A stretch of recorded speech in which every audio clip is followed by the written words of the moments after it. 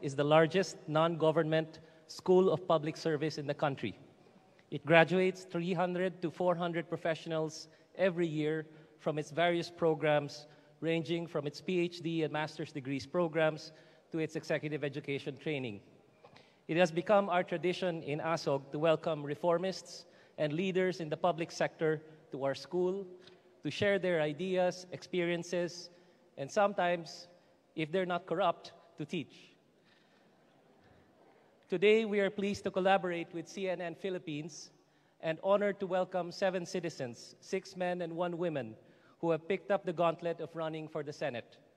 They are not new to public service, each having dedicated decades of their lives to the service of their fellow Filipinos. Because of our candidates are not required to engage in public debate, we would like to thank them first and foremost for allowing their ideas to be exposed to public scrutiny and for engaging their fellow candidates and fellow citizens today in this forum by answering all our questions. Good luck to our candidates. Thank you very much, Dr. Ronald Mendoza, Ateneo School of Government Dean. Again, thank you to the management and staff, faculty members, and all the students here at Ateneo. At this point, we'd like to hear from the president of 9 Media Corporation, parent company of CNN Philippines, Ms. Army Harin Bennett.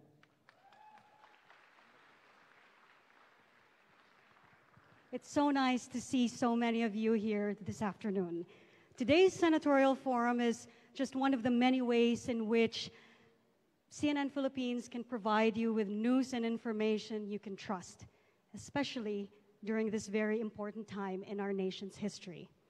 It is our job to ask our candidates the hard questions, to scrutinize their background and experience, to know where they stand on key issues that can affect or change our lives, and really at the end of the day, how far they will go to do what is right for the Filipino people and protect this nation.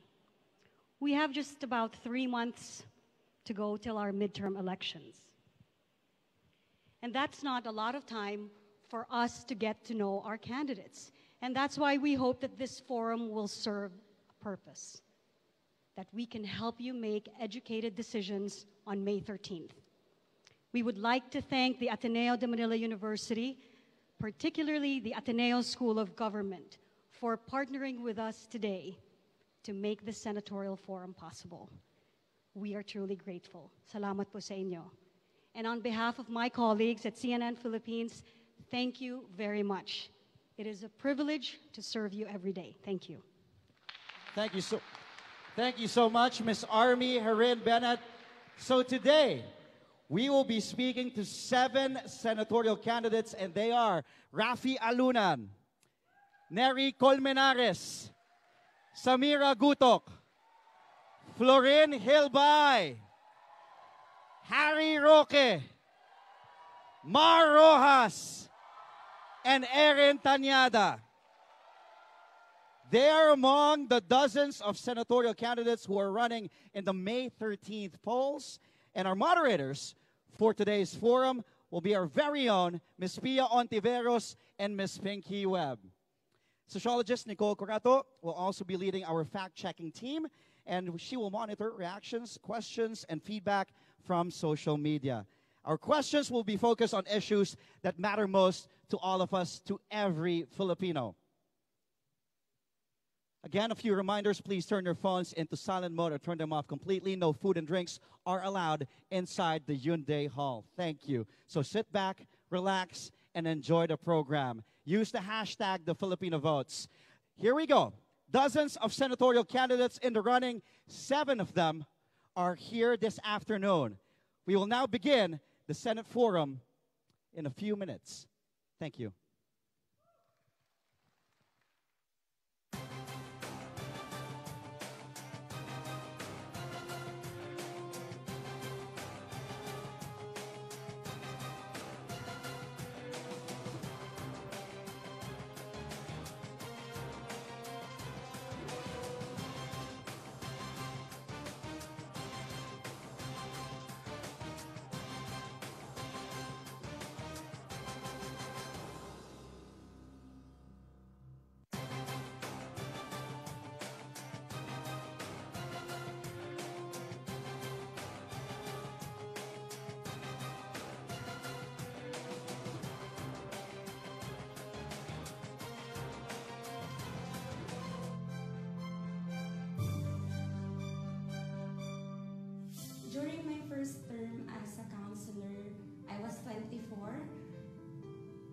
sobrang hirap pag babae ka and bata ka sa public service. Yung mga naabutan ko, nakailang terms na, of course, they're doubting my abilities.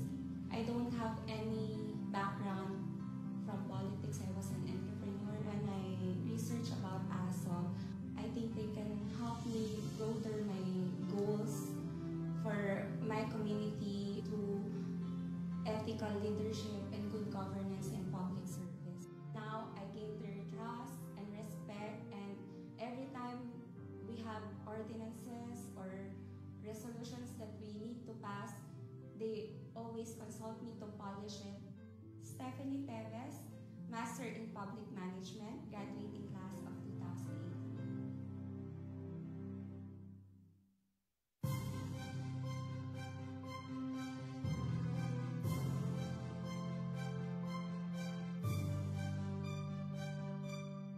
As a public servant, I deemed it necessary to be able to serve my constituency to the best of my abilities. So I thought to myself that I needed to gain more knowledge relevant to my work. What has been very harsh on me as a public servant is, of course, people, especially traditionalists, don't want you to deviate from the norms or their old practices. But here in ASOG, they reaffirm my maxim, which is to put the people first before anything. The most important thing that I've learned here in the Ateneo School of Government is to have faith and have a strong political will to instill change for the better within our community. And based on what I have seen and what I have experienced here in the Ateneo School of Government, I can attest to the effective mediums that have been used to relay to us relevant information that we can use for our own reforms. I'm Josh Edward Seguban Kubangbang, Master in Public Management, graduating class of 2018.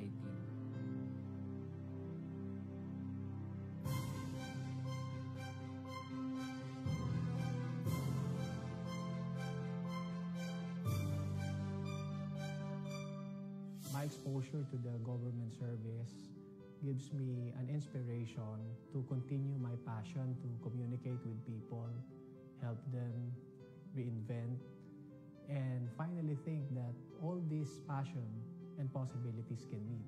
Despite the almost 2 decades of experience in local legislation, we are confronted with many challenges that we need to equip ourselves to be better leaders and to prepare a very systematic approach in government service.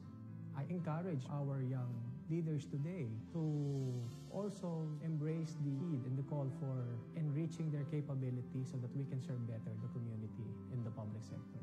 Ateneo School of Government is actually the best school who can actually guide us based on the principles and the core values of this institution. I'm Michael Fermin from the Masters in Public Management here at Ateneo School of Government, member of the graduating class of 2018.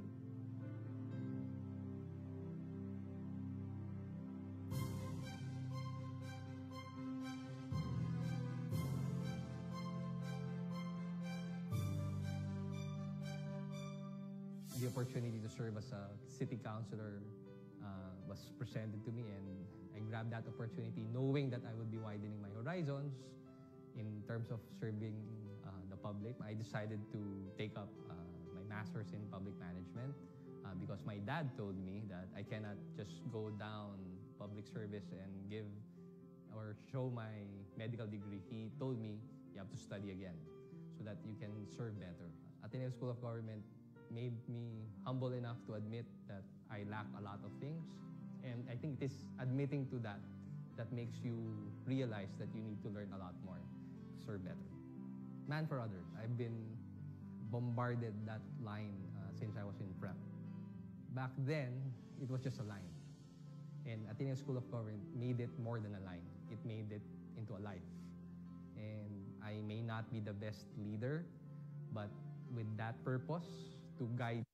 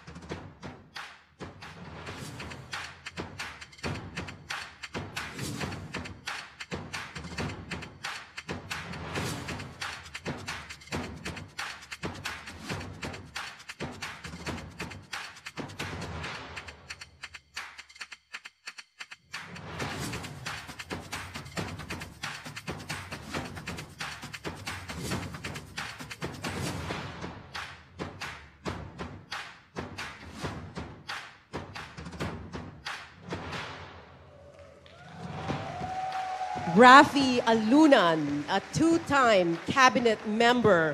He was DILG Secretary during the term of President Fidel Ramos and served as Tourism Secretary during President Cory Aquino's administration. He's running under the Bagumbayan Party.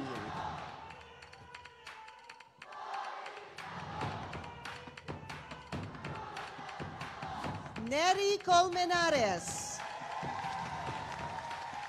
a former Bayan Muna party list representative and the only senatorial candidate of the Makabayan Coalition.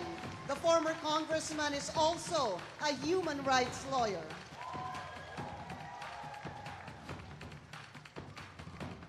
Samira Gutok, she was a legislator of the Autonomous Region in Muslim Mindanao, also a former member of the Bangsamoro Transition Commission.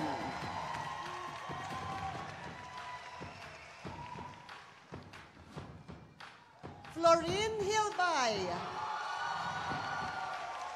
a former Solicitor General who served from 2014 to 2016. He is running under Acción Democrático. He was part of the team that led the country's case against China over the disputed territories before a UN-backed arbitral court in The Hague in 2012. Harry Roque, he was spokesperson for President Rodrigo Duterte. He was a human rights lawyer and was a party list congressman. He's running under the People's Reform Party.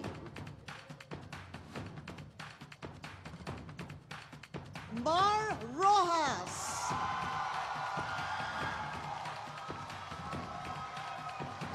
the former DILG secretary, was a senator from 2004 to 2010. He served as transportation secretary as well as trade and industry secretary. He is running under the Liberal Party.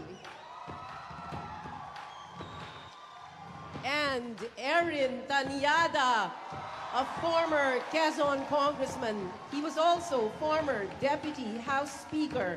He is seeking a Senate seat under the Liberal Party.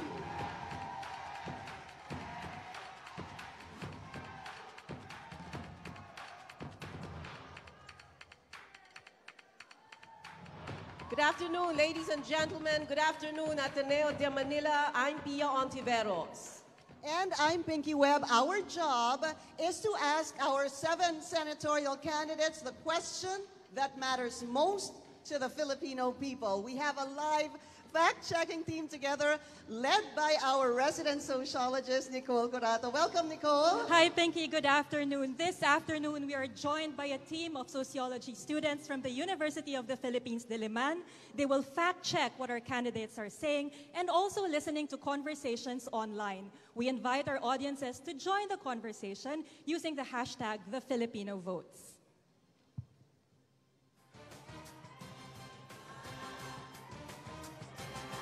Again, welcome to our candidates today. Please take your seats, sirs and ma'am. A reminder just for you, you have 1 minute and 30 seconds to answer questions. You will hear a sound to remind you that you have 10 seconds left. And then there will be another sound to remind you that your time is up. We have monitors right in front of you to help you keep track of the time. However, you are welcome to go straight to the point and keep your answers brief, which will then give us more time for more questions and I suppose make you sound and look so much better. We also have our yes or no portions where you have your yes or no, the signboards right beside you. When we ask a question later, we will say this is a yes or no question, and then you will just hold the signboard up. So I guess they should choose the signboard to their left. To their left, okay. To your left, okay? And wag po mangongopya ng sagot. All right, well, let's begin with our first question, which will serve as your opening statement. What have you done to serve the Filipino people? Candidates, you will be answering in alphabetical order. Let's start with you, sir, Secretary Rafi Alunan. In the 7 years that I served in government, I fought terrorism, I fought criminality, I fought poverty. I fought rebellion. And I supported the policies that focused on reform, especially social reform. Malawak po ang aking karanasan pagdating ho sa tourism development, sa governance, sa national security at international relations. At malawak din ang aking kakayahan pagdating po sa pagsugpo ng katiwalian, ng korupsyon, ng kriminalidad, ng rebellion at terorismo. Yan po ang aking ginawa nung ako'y naglingkod sa bayan, sa pamilyang Pilipino from 1989 to 1996. Thank you, Secretary Lunan. Congressman Colmenares, sir. Ako po'y naging congressman, ako po'y naging human rights lawyer, at isa rin pong aktivista sa mahabang panahon. Nangangalampag po ako sa mga issue katulad ng mga ginawa ko noon sa Kongreso, pag-file ng mga bill laban sa mataas na presyo, mga bills na nagpapataas ng pensyon, mga bills na nagpapataas ng sweldo. May mga batas po akong naipasa, katulad ng pagpataas ng pensyon, 2,000 piso dagdag sa SSS pension, at ilalaban ko rin po yan kung palarin sa Senado. Ako po'y sa mahabang panahon naging involved as a human rights lawyer sa mga laban ng mamamayan. Kakampi po nila ako sa Kongreso sa mahabang panahon, at sa mahabang panahon din yon, ako po'y hindi kinikitaan ng pagbitiw sa prinsipyo ng mamamayang Pilipino. Hindi na dungisan ng anumang bahid ng korupsyon o kriminalidad o ano pa mang gawain ng mga public officials na nakakasama sa bayan. Ito po ang aking naging track record sa Kongreso bilang congressman at bilang human rights lawyer at bilang aktivista. Aminin ko po, aktivista ako, pero kailangan po ang aktivista para mga lampag doon sa Kongreso at kailangan panahon ngayon ng isang aktivista at makabayan doon sa Senado. Maraming salamat po. Gutok. Yes. Go ahead, ma'am. Samira Gutok po ay isang co-drafter ng BOL na pinasa ngayon ng Monday by 1.2 million votes. So isa po tayong drafter ng BOL, isa pong ina, isa pong Rana Rescue Team worker dahil po sa humanitarian crisis natin sa Marawi Siege that displaced almost 500,000 people of Lanao del Sur and Marawi City. Isa po tayo naging mambabatas ng Autonomous Region where we pushed for FOI and Education Act, and we also pushed as a BTC Commissioner the rights of Christians and the rights of IPs to live in harmony sa Bangsamoro population. Samira Gutok po, isang ina, isang survivor, at sana po isusulong ang tahanang mapayapa. Thank you, ma'am. Let's hear from Florin Hilbay. My entire professional life has been lived in service of the nation. In 1999, I ranked first in the bar examinations. I could have gone to a private law office. Instead, nagtrabaho po ako bilang isang guro sa Universidad ng Pilipinas. 18 taon po akong nagserbisyo bilang isang guro para sa mga magpapalayang abogado sa ating bayan. Nagtrabaho din po ako kasama ni Senador Salonga. Sinamahan ko po siya sa Bantay, Katarungan. In 2013, I was appointed as Senior State Solicitor. I argued before the Supreme Court, the RH law, and we won. As Solicitor General, nabawi po natin ang 71 bilyon ng coconut levy funds na nasa kabada po ng ating bayan. As Solicitor General, I stood as agent and counsel to the Republic in Philippines versus China, a case that we won.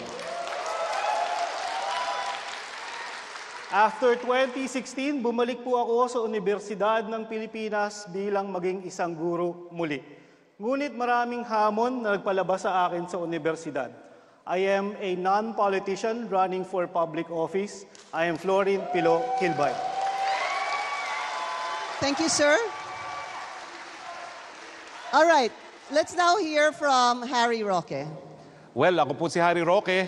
Gaya po ni Florin, nagturo rin po ako ng batas sa pamantasan ng Pilipinas ng 15 taon. Ginamit po natin ang batas para baguhin ang lipunan. No? Ginamit po natin ang Supreme Court para makakuha ng mga orders na nadedeklara sa naunang State of National Emergency na dineklara na labag sa saligang batas. Ang kauna-unahang writ of amparo po para sa mamamahayag, tayo pong nakakuha. Isa sa pinakaunang writ of kalikasan para protektahan ang Boracay ay napanalo rin natin sa Korte Suprema. Naging mambabatas po ako at I'm very proud of the fact that although I served only for 19 years in Congress, I passed many of the major legislation that was enacted by the 70th Congress. Panguna na po rito ang universal health care, ang libreng pagamot at libreng gamot, which was House Bill 23, the very first bill that I filed on the very first day and hour of Congress. Kasama din po dyan ang libreng irigasyon at kasama rin po dyan ang libreng tanghalian sa mga nagugutom na kabataan. Kasama rin po ako sa nagsulong sa libreng tuition para sa state universities and colleges at sa libreng wifi. Ako po'y nag-a-apply ngayon para maging senador dahil una-una napatunayan ko na po yung kakayahan ko sa larangan ng paggagawa ng batas at pangalawa po bilang isang spokesperson, binigyan ko rin po ng importansya ang karapatan ng tao doon sa tinatawag na freedom of information. May mga pagkakataon, maraming salamat po. Thank you, Secretary Roque. Let's hear from Secretary Mar Rojas. Magandang hapon po sa inyong lahat. Ako po si Mar Rojas. Medyo matagal nang retirado pero ngayon bumabalik. Kaya ninenervyos. Una po ninyo akong nakilala bilang Mr. Palengke. At doon nagbantay tayo na ang presyo ay mananatiling abot kaya ng lahat ng mga misis at mamimili. Sinulong ho natin yung Cheaper Medicines Law na kung saan ang presyo ng gamot para sa Norvasc, sa mga gamot para sa diabetes, sa cancer at iba pang mga maintenance medicine ay maipababa at yan po ay napasa. Dagdag pa doon ay tayo nagsulong ng batas para matanggal ang buwis sa mga minimum wage earners at para sa mga OFW. Sa paglikha naman ng trabaho, DTI tayo noon nung isinulong natin yung mga call centers, mga BPO, mga IT, na ngayon napakaraming nakikinabang ng mga kabataan natin at plano ko na lalo pa itong palawakin. Lumalahok muli sa pagkasenador dahil naniniwala ako na dapat mas malayo pa ang mararating ng ating bansa. Hindi ako kontento na hanggang sa kahirapan na lang o sa kulelat ang Pilipinas. Maraming salamat. Magandang hapon sa inyo. Salamat po, Secretary Rojas. Congressman Erin Tanyada. Maraming salamat, Pia. Magandang araw po sa inyo lahat. Ako po si Erin Tanyada. Matagal pong naglilingkod sa mamamayan. Nagsimula po ako bilang student leader dahil sa pag-aruga ng aking mga lolo at aking tatay. Sila po ang namulat po sa akin sa ating pagkakilala sa ating lipunan. Sabi po nila sa akin, kung gusto mong maglingkod sa ating bayan, kailangan kang makinig sa problema ng ating mamamayan. At bilang isang student leader, ako po ay nakibaka at sumama sa pagtataguyod muli ng mga student councils at student organizations. Naging human rights lawyer, pinaglingkuran po natin ang mga manggagawa at magsasaka. At pumasok po sa politika at pinatuloy po natin ang pakikinig sa ating mga mamamayan sa mga problemang hinaharap po nila. Nandyan po yung usapin ng coconut levy, nandyan po yung usapin ng universal healthcare, nandyan po yung usapin ng cheaper medicines bill. Marami pong problema ang hinaharap ng ating mamamayan hanggang ngayon. Marami pa rin sagot na tinatanong sila at si Erin Tanyada po ay handang magtrabaho para sa kanila. Maraming salamat. Thank you, Congressman Tanyada. All right, this is our next question. It's about the age of criminal responsibility. This question goes to Secretary Harry Roque, Secretary Mar Rojas, and Secretary Rafi Alunan. This has been a much talked about topic the past week, and amid the public outrage, the House of Representatives approved on second reading a bill lowering what they now call the minimum age of social responsibility to 12 years old. Of course, we know that the House originally had the minimum age at 9. The Senate has yet to vote on the measure. Well, Sorry, sir, here it is. Candidates, here's the question. What is your stand on the lowering of the age of criminal responsibility? We start with you, Secretary Harry Roque. I was in Congress when this was originally discussed. I was very much against lowering the age to 9 because I thought, and it's supported by scientific studies, that by 9 years old, the brain has not yet developed fully, and that children should not be treated as criminals. So in fact, when I was new in Congress, I conducted a seminar for my fellow congressmen and arguing that no one should support the lowering of age of criminal liability to age 9. However, I am supportive of lowering the age to 12. Why? As a professor of international law, the Committee on the Rights of the Child, which is an authoritative group of distinguished persons, have recommended that the minimum age should be 12. It should not be below 12. And secondly, I was somehow influenced by I think everyone saw that video of a student bullying. I think it was in this university as well. No? And under existing law, a 14-year-old would absolutely incur no criminal responsibility. No?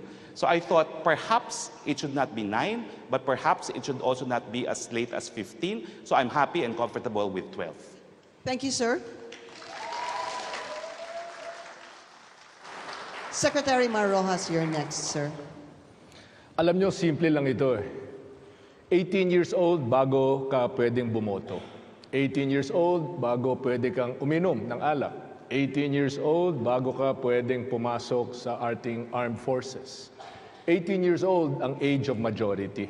Bakit natin paparusahan? Bakit natin ikukulong ang mga kabataan sa mas murang edad, sa 12 o kaya sa 9? Para sa akin, hayaan natin yung kasalukuyang batas, suportahan natin ng todo at tingnan talaga natin kung kulang ito. At sa ganun, doon tayo maghain ng mga proposals para baguhin ito. The law as it exists right now has not worked to its full extent. So pondohan natin, suportahan natin, at ilagay natin sa tama. Thank you, sir. I still have no more? You still have time, sir. Wala, in-erase na eh. May utang kayo sa akin. Balikan ka namin mamaya, sir. Secretary Rafi Alunan, go ahead, sir. Thank you. I think we're forgetting the most essential part of the problem here, which is prevention.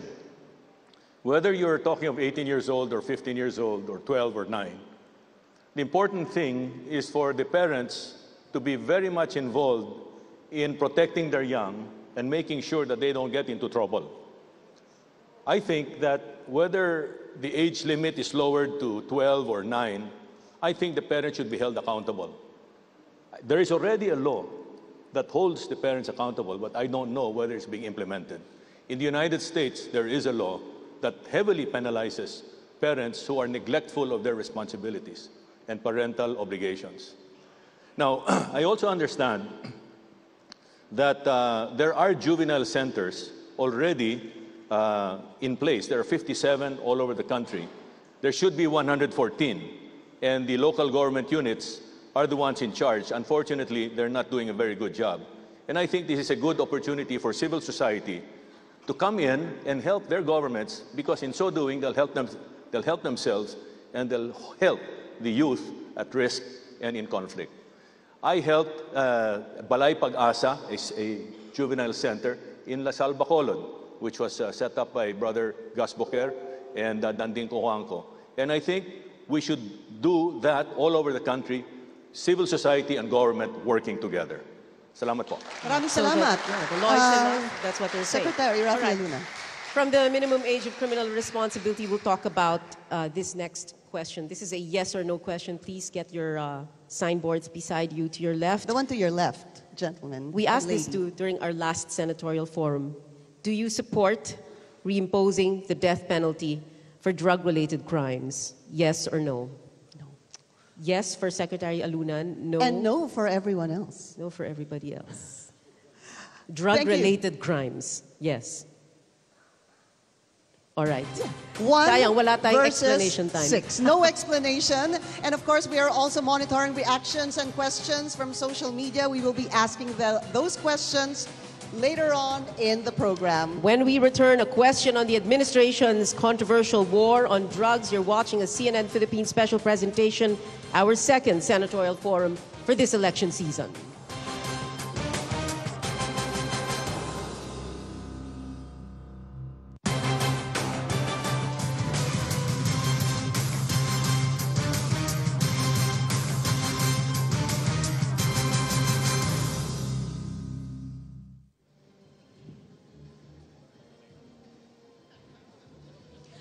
And we're live.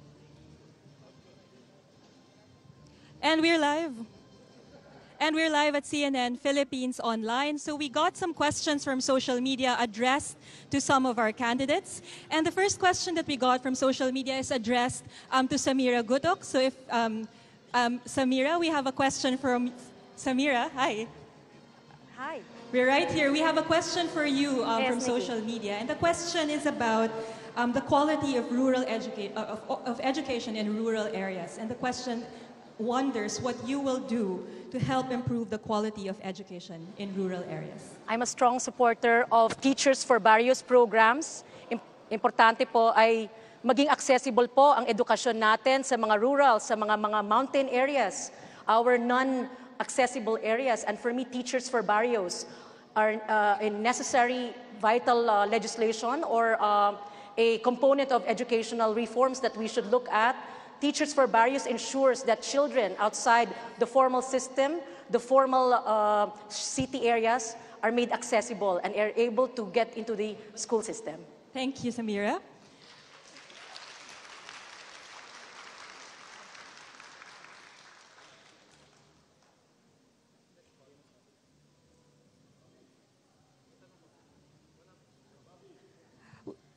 We are also welcoming questions from the audience. So anyone who is close to me can ask a question. I will.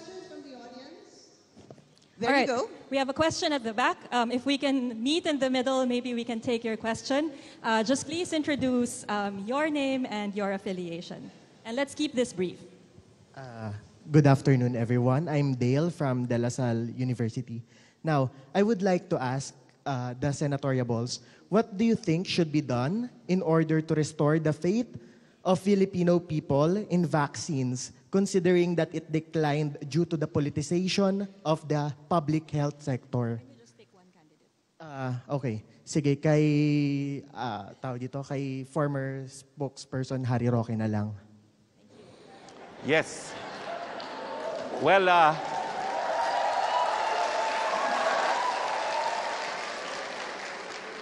I agree po with the position of the President. Hindi po pwedeng emotional, hysterical reaction tayo. Kinakailangan magkaroon tayo ng advice galing sa dalubhasa.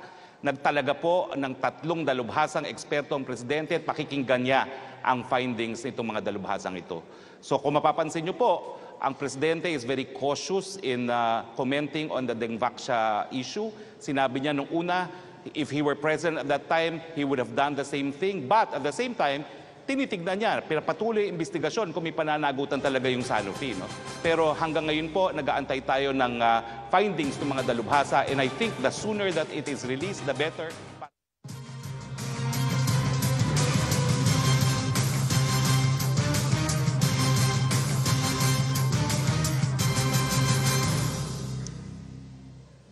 We are live from the Hyundai Hall of the Ateneo de Manila University. Welcome back to the second CNN Philippines Senatorial Forum. This is actually part 2, and today we have 7 senatorial aspirants who are here on stage with us. We are just about 3 months away from our midterm election. That's why it's really important na malaman natin ang kanilang mga stand sa mga issues, because this can affect or even change our lives. We'd also like to let you know that we invited as many candidates as possible, especially those also in the Magic 12. For example, At least according to the surveys. the last survey. The last surveys. Senators Grace Poe, Senator Cynthia Villar, Senator Nancy Binay, Senator Pia Cayetano, and even Senator Sani Angara. Unfortunately, obviously, they declined. Also, Senator Coco Pimentel was meant to be here today, but due to some last-minute issues, he had to attend a particular engagement. We also invited, for your information, Senators Jinggoy Estrada and Senator Bong Revilla, but they were also unavailable. But do not worry, we will keep on inviting them, and possibly to the April April debate, and we CNN will have Philippines. more senatorial forums. We do need to accommodate as many senatorial candidates as possible. Now, this next question goes to the two former DILG secretaries, Rafi Alunan and Mar Rojas. The Human Rights Watch released a report on January 18th saying the government's war on drugs has deepened. Last year, the Senate conducted inquiries into the smuggling of billions of pesos worth of drugs through the Bureau of Customs. Meanwhile, the PDEA says there was a significant rise in the number of drug trafficking incidents involving foreign express delivery and domestic courier services last year. How will you solve the country's drug problem? Secretary Rojas? Well, unang-una, sa demand side, no? Yung paggabay ng mga magulang sa kanilang mga anak, yung pagiging cool ng malinis at hindi durugista. Yung mga, para humupa yung desire for many of our young na lumahok sa drugs para lamang makasama sila. Doon naman po sa mga lulong na they're already addicted to the drugs, then of course, we need rehabilitation centers at mga doktor at mga dalubhasa para matulungan sila. On the law enforcement side, napapansin natin lahat na yung mga malalaki, yung mga nag-i-import nitong mga tone-toneladang mga drugs na ito or yung mga materyales na sa paggawa ng drugs ay hindi na-aresto. Lahat ng mga na-aresto nakatsinelas. Lahat ng mga na-aresto mahihirap. Lahat ng mga na-aresto ay yung mga low-level criminals. No? Saan yung mga malalaki? Hindi naman dumadating. Yung 1 gramo na dumadating sa barangay, nagmumula yan sa tone-tonelada, sa mga laboratories na ginagawa. Nasaan yan? Ako, susuportahan ko ang paggamit ng mga intelligence funds para alamin kung nasaan itong mga laboratories na ito, para alamin kung sino itong mga drug funders na ito, itong mga kapitalista sa drug. Para sa akin, yan ang sagot dyan. Thank you, Secretary Rojas. Secretary Alunan? Thank you very much. When I was in the DILG, I was told by the DEA in the United States na drugs were coming into the country and that narco-politics was seeping in. And if we don't watch it, we would become a narco state like Colombia. That was in 1995. Fast forward today, we now have a raging forest fire. There are several ways to address it. Number one, reform the criminal justice system sapagkat marami pang skalawag sa 4 pillars of the criminal justice system: police, prosecutor, judges, jails. Anybody can free themselves from the clutches of justice and the law because bulok na bulok yung ating mga pillars of the criminal justice system. So we need to reform that. Secondly, we have to strengthen our laws like the Human Security Act and revise penal codes para matakot ang tao. Third, we have to make sure that we provide or render swift justice because justice delayed is justice denied. In the case of, I also would like to propose a division of labor. Society takes care of its addicts while the government takes care of the syndicates. And lastly, I would like to impose the death penalty for drug-related crimes, especially against the syndicates who undermine society and undermine our government. Maraming salamat po. Thank you, Secretary Alunan. Our next topic is on inflation. Ang dami kasing concerned dito, very worried about this. High prices, of course, a very big concern. It's a question from our audience on social media, and we will ask 3 of our candidates to answer: Samira Gutok, Erin Tanyada, and Florin Hilbay. Let's go to Nicole for that question. Nicole? One of the most popular questions we get on social media is related to inflation. So we ask our candidates, how do you make the prices of basic goods and services more stable? Ang concern ko bilang isang ina at taong pamilya ay pagiging vulnerable ng mga mahihirap. We are the poorest of one of the poorest countries in the world. Actually, ang description is draconian. Mas mahirap sa hirap ang Pilipinas. Inflation can be addressed by giving cushions and safeguards to how we implement our economic policies. Dapat po yung mga mahihirap ang lalong bibigyan ng polisiya. How do they survive under the circumstances? So dapat po yun ang ating i-institute na policies, cushions and safeguards for our poorest of the poor. Thank you, Samira Gutok. Let's go to Congressman Erin Tanyada. Maraming salamat, Pia. Una, kailangan po natin alamin kung saan nanggaling yung inflation. rice po natin. At kung titingnan nga po natin, maliwanag po dahil po ito sa Train 1. Ang panawagan po natin, sana ma-suspend muna hindi lamang yung excise tax ng 2019, kundi excise tax rin po ng 2018. Ngayon, nakakalungkot po, ang ating administrasyon po ay nagbibingihan sa mga hinaing ng ating mga mamamayan at yung sinasabi po ng ating mga mamamayan, itong mga safety nets na dapat kasabay po ng Train 1. Hanggang ngayon, hindi fully implemented. Kaya lalong naghihirap po ang ating mga mamamayan. So kailangan po natin i-suspend itong mga excise taxes. Thank you, Congressman Tanyada. Florin Hilbay. Dalawang bagay po yung nagpataas ng presyo ng mga bilihin noong nakaraang taon. Unang-una, yung train. Pangalawa, yung pagtaas ng presyo ng bigas. Ako po, bill pa lang yung Train 1, tutol na po ako. Dahil sa tingin ko, ang bawat batas ay isang kompromiso. Kung ikaw yung nasa taas, doon sa Train 1, kebs ka lang naman okay lang sa iyan dahil di ka masyado naapektuhan. Kung nasa gitna ka, bababa yung income taxes mo, then you get to internalize the cost of your own economic activity. Pero yung problema, yung nasa ilalim, yung nasa laylayan, yung mga walang kapangyarihan, sila yung hindi nabigyan ng oportunidad para magsalita. At sila yung tinamaan ng pagtaas ng presyo ng train. Lugi sila doon. It's also unconstitutional from the standpoint of the policy of the 1987 Constitution. Yung atas ng ating saligang batas, progressive system of taxation. Ability to pay ang basihan doon sa pagpataw ng buwis, hindi kung ano man lang. No? Pangalawa, nakita natin na hindi na-manage ng maayos yung presyo ng bigas, kaya naman tumaas. Kaya sa tingin ko, yung dalawang bagay na nasa kontrol ng pamahalaan na nabitiwan, yung pagpataw ng Train 1 at yung pagtaas ng presyo ng bigas, yun yung kailangan na i-manage. Maraming salamat, sir. The next question is still about inflation. And, malapit na kayo, sir.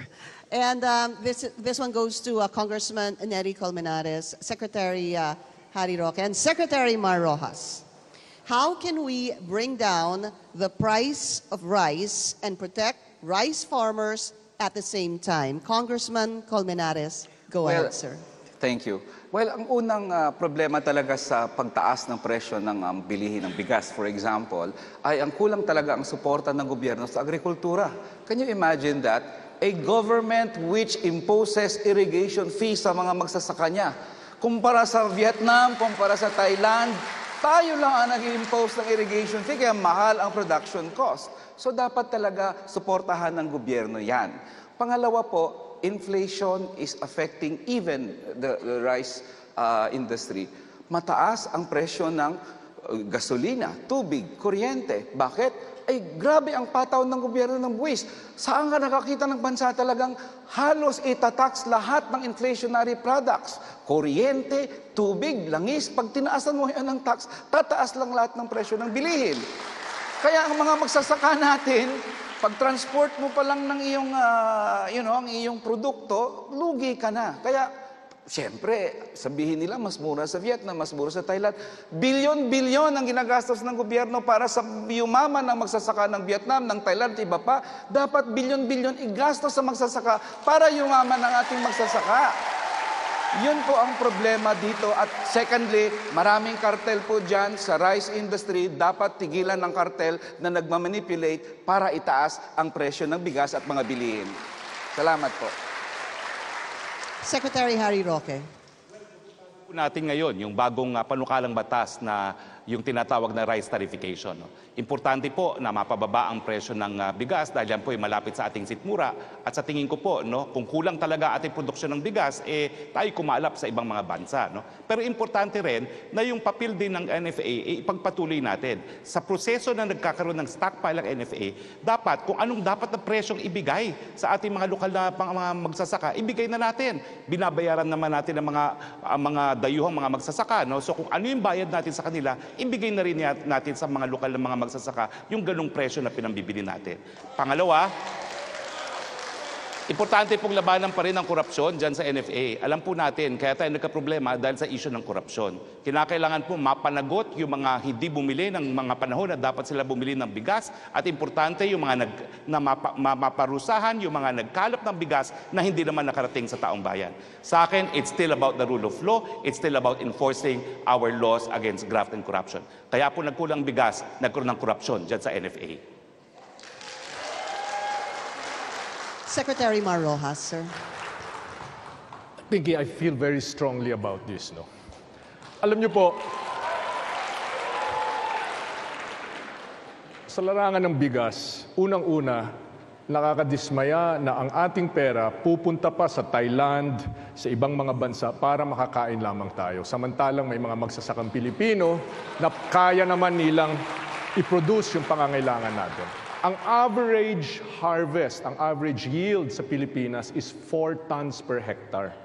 Ito nagagawa at magagawang 6 to 8 tons per hectare. Ibig sabihin, dodoble ang kanilang kita kahit hindi pa lumaki yung lupain na sinasaka nila.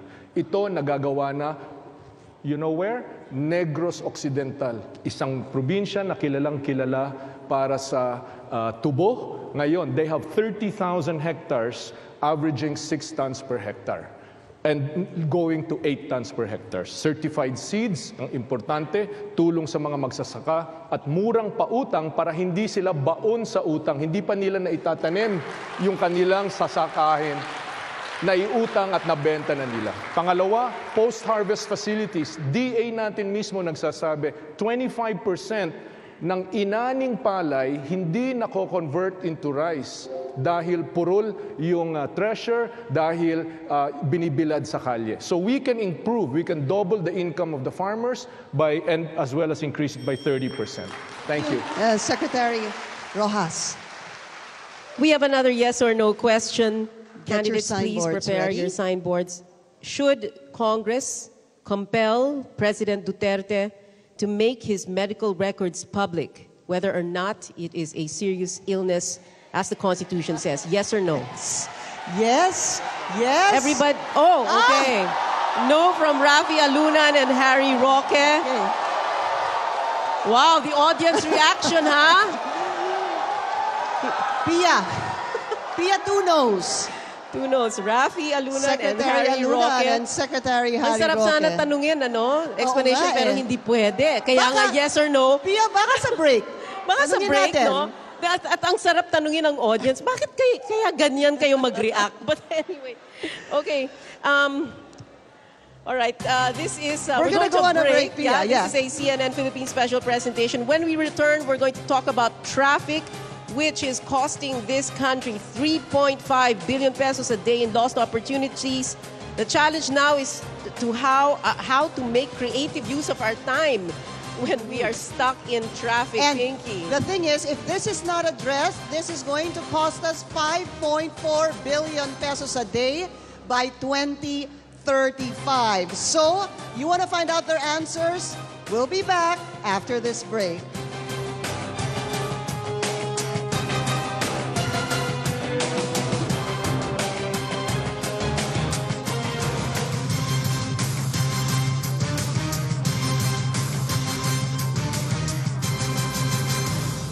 And it is for Attorney Florine Hilbay.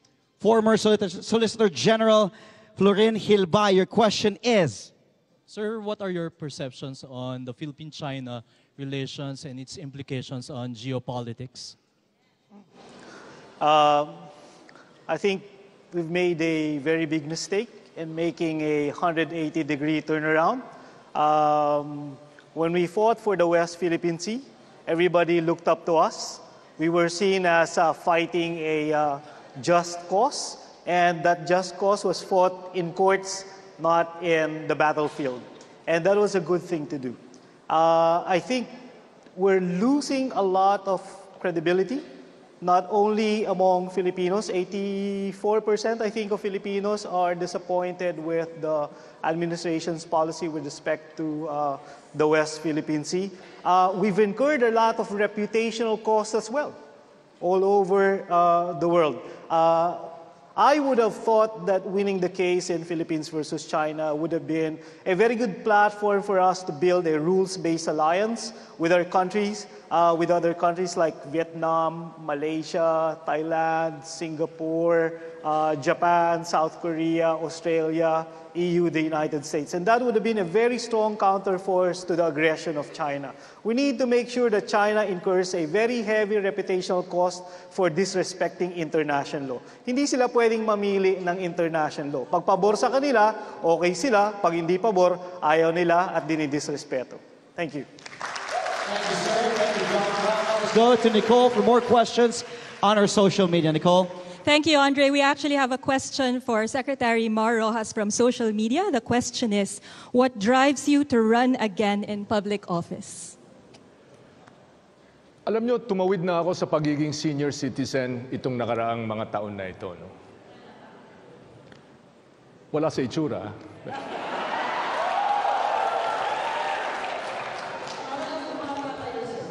120/80. Seriously. Pinanganak ako, hinahangaan tayo. Pumapangalawa tayo sa bansang Hapon, sa buong Asya. Naging senior citizen ako, kulelat tayo. Hindi ko matanggap na hanggang dito na lang, hanggang sa kahirapan na lang ang Pilipinas. Bilang ama, gusto ko na maging maginhawa ang buhay ng mga Pilipino tulad ng pangarap ko para sa aking anak na kagagraduate lang. No? Bilang isang ekonomista, nalalaman ko na makakaahon ang Pilipino kung malago ang ating ekonomiya. Dito ako may alam, dito ako may karanasan, at dito ako makaka-contribute. And that's why I'm running again.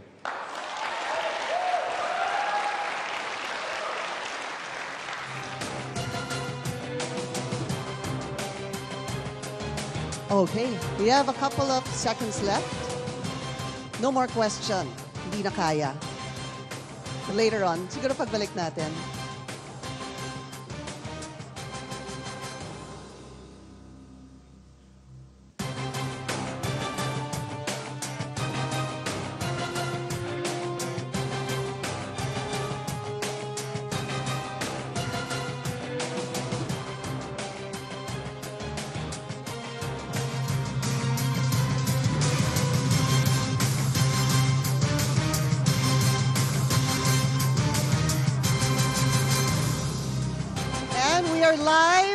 At the Ateneo de Manila University, this is a CNN Philippines special presentation, our second Senatorial Forum. So, the next question will be about traffic, as we asked before the break. Pia, traffic congestion was a major political issue in 2016. We are craving for a solution. Ang dami po nagsabi sa amin, pakitanong naman, ano ba talaga ang plano nila sa traffic sa Metro Manila at sa ilan pang bahagi ng bansa.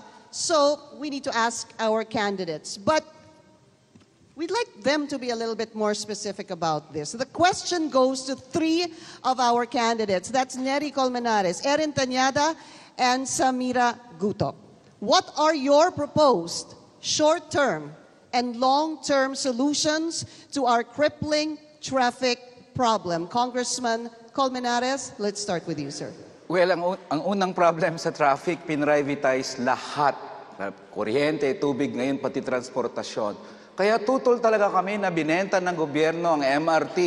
At tingnan nyo, dahil private na siya, tumataas ang singil sa pamasahe, ang tao napipilitan pa ngayon na kumuha ng public transport sa baba. Ang aking solusyon po dyan, una, mass public transport, supported ng gobyerno, katulad ng maraming bansa sa mundo. Yan po ang aking isang solusyon dyan. Pangalawa, doon naman may korupsyon sa traffic po. Napakasabi nila, pag naglagay ka, makakalusot ka. Yun ang nangyayari kaya may disorders sa streets. Maliban sa punto na kulang na talaga ang kalsada at hindi yan supported sa ngayon. Hindi ako naniniwala na masamang lahi ang Pilipino, na wala daw tayong disiplina, mga Hapon, mga Amerikano. Pag drive-in mo yung isang Japanese dito, after 6 months, magva-violate na rin ng traffic rules, lalo na't nakikita niya, pwede naman pala maglagay. That's the second. Third, long-term po, dapat ma-decongest ang Metro Manila. Dapat po mayroong economic and industrialization programs sa countrysides. Dapat po hindi dito nakikita ang lahat. Sentro na siya ng gobyerno, sentro ng trabaho at business. Dapat po spread yan sa countrysides. Yun po ang aking paniwala, public mass transport at pag-unlad ng countrysides, yan ang solusyon sa ating traffic dito sa Metro Manila. Congressman Erin Tanyada, please go ahead, sir. Alam mo yung problema sa traffic, kagaya ng sinabi ni Neri, unang-una, kailangan mas public transport. Pangalawa, simple lang ang naiisip po natin, bawasan po natin ang number of buses that go through EDSA. Kung pwede lang nga, isang bus company lang po ang mag-operate sa EDSA, nakikita na po natin yung point-to-point, gumagana, ipalaganap po natin sa EDSA yan, at kung makikita po ng taong bayan na on time dumadating ang mga bus, gagaan po ang traffic at sila mismo ang sasakay sa mga bus. Pero ang problema dito ngayon, maraming bus operators ang nag-ooperate sa EDSA at importanteng masagot yan. Pangatlo po, at tingin ko ito yung isa sa pwedeng solusyon long term. Bakit pumupunta sa Metro Manila ang taong bayan? Dahil mataas ang sweldo dito.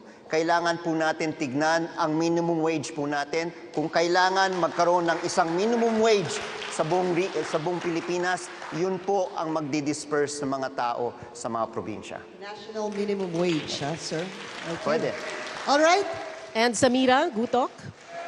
Yes, siguro what's left is to raise the issue na yung mga probinsyano, gaya natin, ay paano po maka-access ng mga trabaho in the provinces. Many of us are applying in Metro Manila, and I feel also many of the government offices are based in the NCR.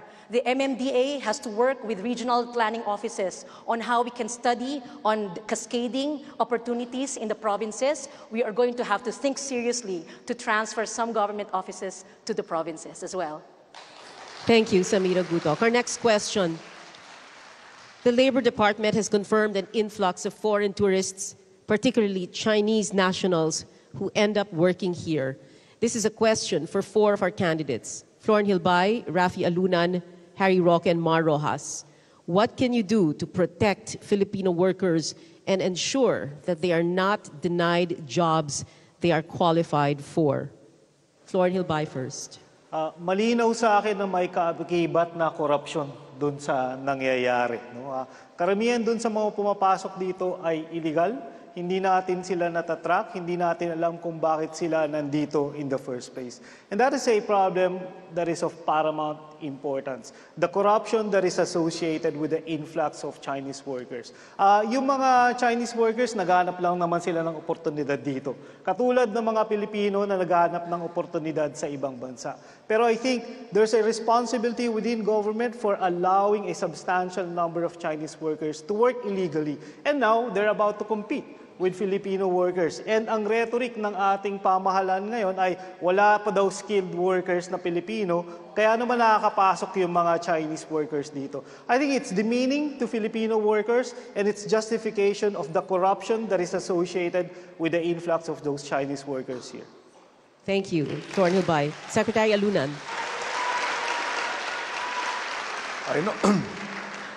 I know that the workers that come from China work in the online gambling industry, in the mining industry, and in the construction industry. We have skilled workers for the construction industry. We have skilled workers for the mining industry. We may not have the kind of expertise for online gambling once it comes to translation, to translators.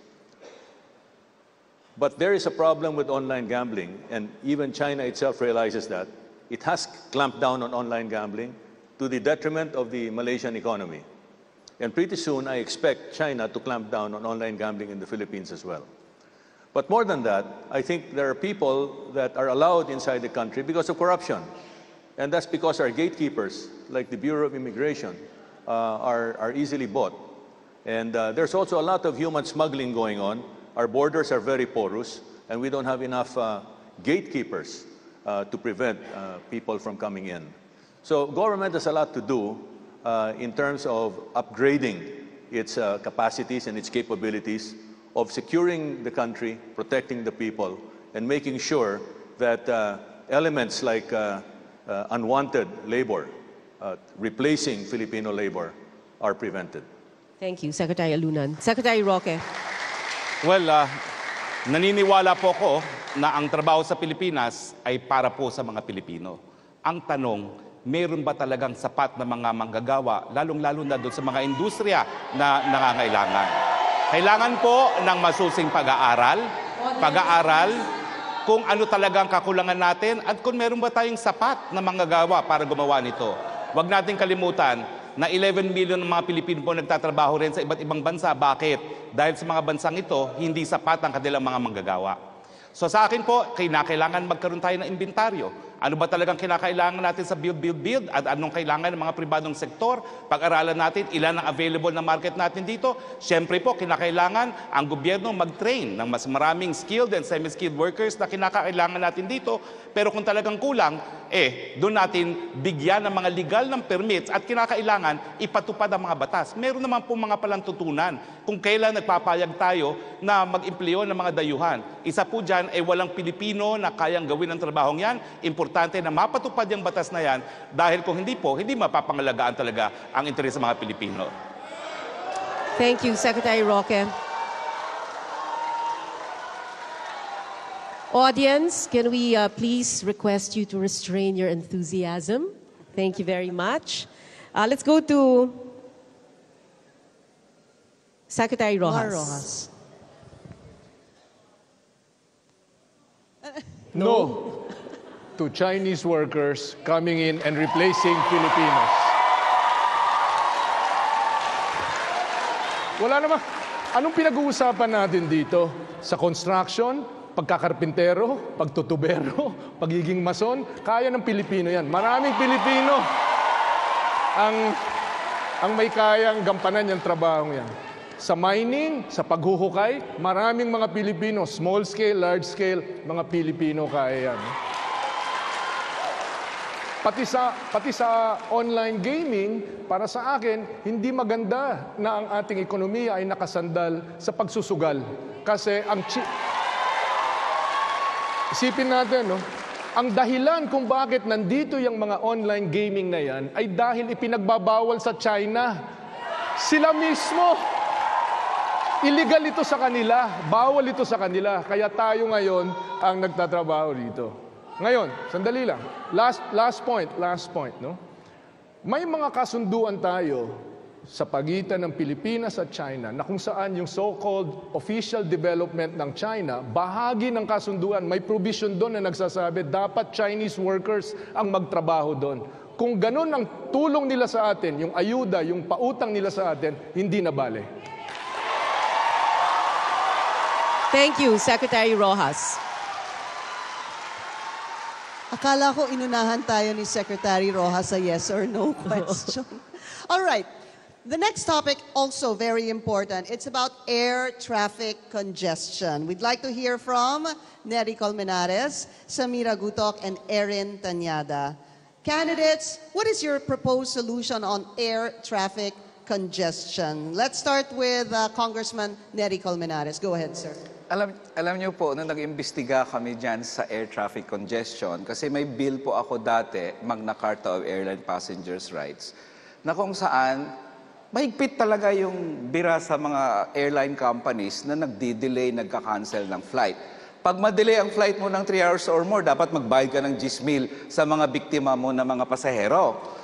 Ngayon, nag-investigate po kami sa airport niya. Nalaman namin ang traffic congestion. Sabi nila, sir, ang problem pala dito, sir, yung tarmac, nagpa-parallel. So, naghihintay yung isa bago Sino ba namang gago, to be honest about it and blunt, ang gagawa ng ganon? So, the traffic congestion ay nandyan sa design mismo. But more than that, yung ating transportation sa Pilipinas, hindi naman natin na-encourage yung pag-develop, syempre, ng infrastructure dun sa airport. So, sa akin, pwedeng ayusin yan at kung ilagay ang airport somewhere outside Metro Manila, kami, mga probinsyano kami, okay yan, dalhin doon. At pangatlo, outside Metro Manila? Well, it could be a province. Halimbawa, sa Metro Manila, it could be either somewhere in Central Luzon or Southern Tagalog na hindi naman malayo. Basta mag-provide ang gobyerno ng fast transportation from that airport to Metro Manila. Sa akin po, ang air traffic congestion ay isang problemang dapat lutasin at aksyonan ng gobyerno hindi bukas, kundi ngayon. Ngayon. Samira Gutok, ma'am, go ahead. Preparedness in Christmas time, in times of very congested flights, I think the ATO should be more prepared to deal with air traffic. I think the management should further be ready for this kind of holidays or these peak seasons. I also think that Subic and other locations where we can expand our airports is necessary. We should have our airport or planners look at alternative locations for airports as well. Thank you, ma'am. Aaron Tanyada, go ahead, sir. Alam mo, ang kailangan lang po dito, political will. As early as 1992, kailangan nakita na ng mga previous administration yung pangangailangan ng bagong airport sa isang bansang lumalaki ang populasyon. Hanggang ngayon nga, drawing pa rin. Mabuti nga ngayon, merong mga drawing na gagawin ng Clark, gagawin ng sa May Cavite o gagawin sa Bulacan. Ang kailangan lang talaga, wag nang tignan ng sinumang pangulo na kailangan matatak sa pangalan na sila'y gumawa ng airport. Gawin na lang po nila yan. Kung anong administrasyon matatapos po yung airport na yan, basta yan po ay matugon yung problema po natin sa air traffic at dapat masiguro po ng ating mga ng ating opisyal sa gobyerno yung pagpunta ng mga mamamayan sa airport na yan. Thank you, sir. Thank you. All right. We have another yes or no question. Candidates, please prepare your signboards. The question is the media in this country under threat? Yes or no?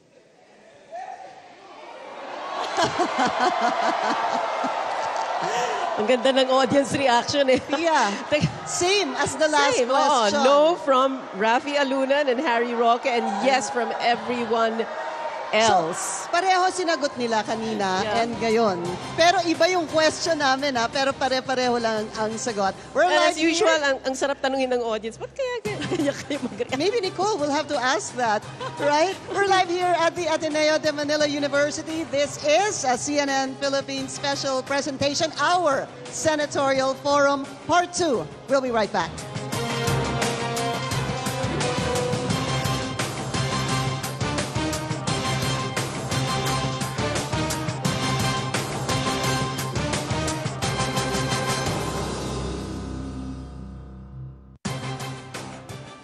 For Congressman Nery Colmenares.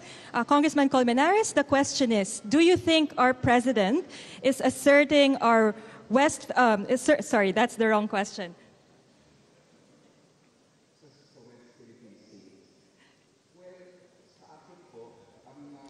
Ang policy ng gobyerno na i-accommodate ang China doon sa West Philippine Sea dahil pag inassert natin ang ating karapatan, giyera yan. Ang tanong ko kay President Duterte, saan ang aral niyan? Parang anecdotal masyado ang analysis na yan. Vietnam has been asserting the rights of the Vietnamese over the territories. Taiwan is asserting their rights. Giniera ba sila ng China? Tayo, we asserted that right in the tribunal. One of the highest na pagprotesta natin laban sa China, hindi tayo giniera ng China. Why? Because the international community will be with us. Bakit mo gigirahin yung isang bansa na nag-assert lang ng kanyang territorial rights dyan sa islands na yan? Nanalo pa nga yan sa tribunal eh. Tayo ang nanalo, astang talo tayo sa China.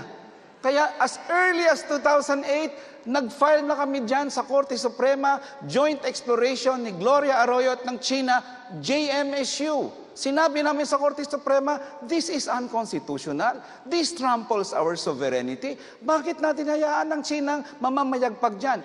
Millions of barrels of oil dyan. Billions of cubic meter of natural gas ang South China Sea. Malaking tulong yan sa atin. Pero lahat yan mawawala pag inassert ni President Duterte ang analysis niya na hayaan natin ang China doon. Ang independent foreign policy, hindi maka-Amerikano, hindi maka-Chino, dapat maka-Filipino. Thank you, sir. Now we have a question from Godwin Monge, a second-year Master student here in Ateneo. Good afternoon, sir. Good afternoon, everyone. Your question is for? My question is for Congressman Erin Tanyada. My question is, what are your thoughts on the U.S. not issuing 2 types of work visa for Filipinos?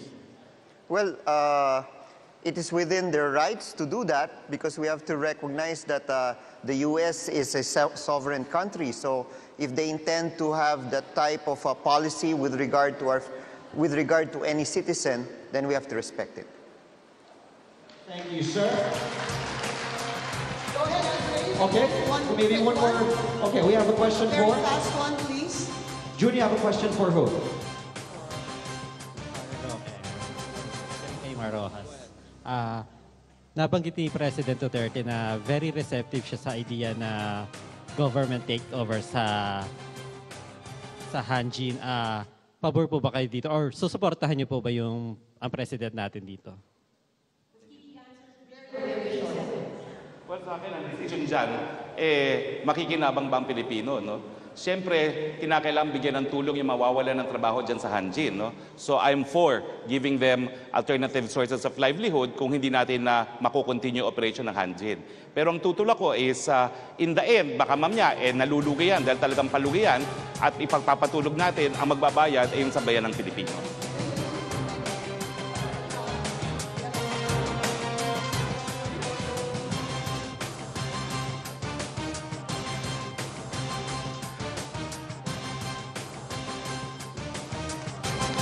This is the CNN Philippines Senatorial Forum Part 2. We are joined here on stage by 7 senatorial aspirants. So Pinky. here, Pia, is another yes or no question.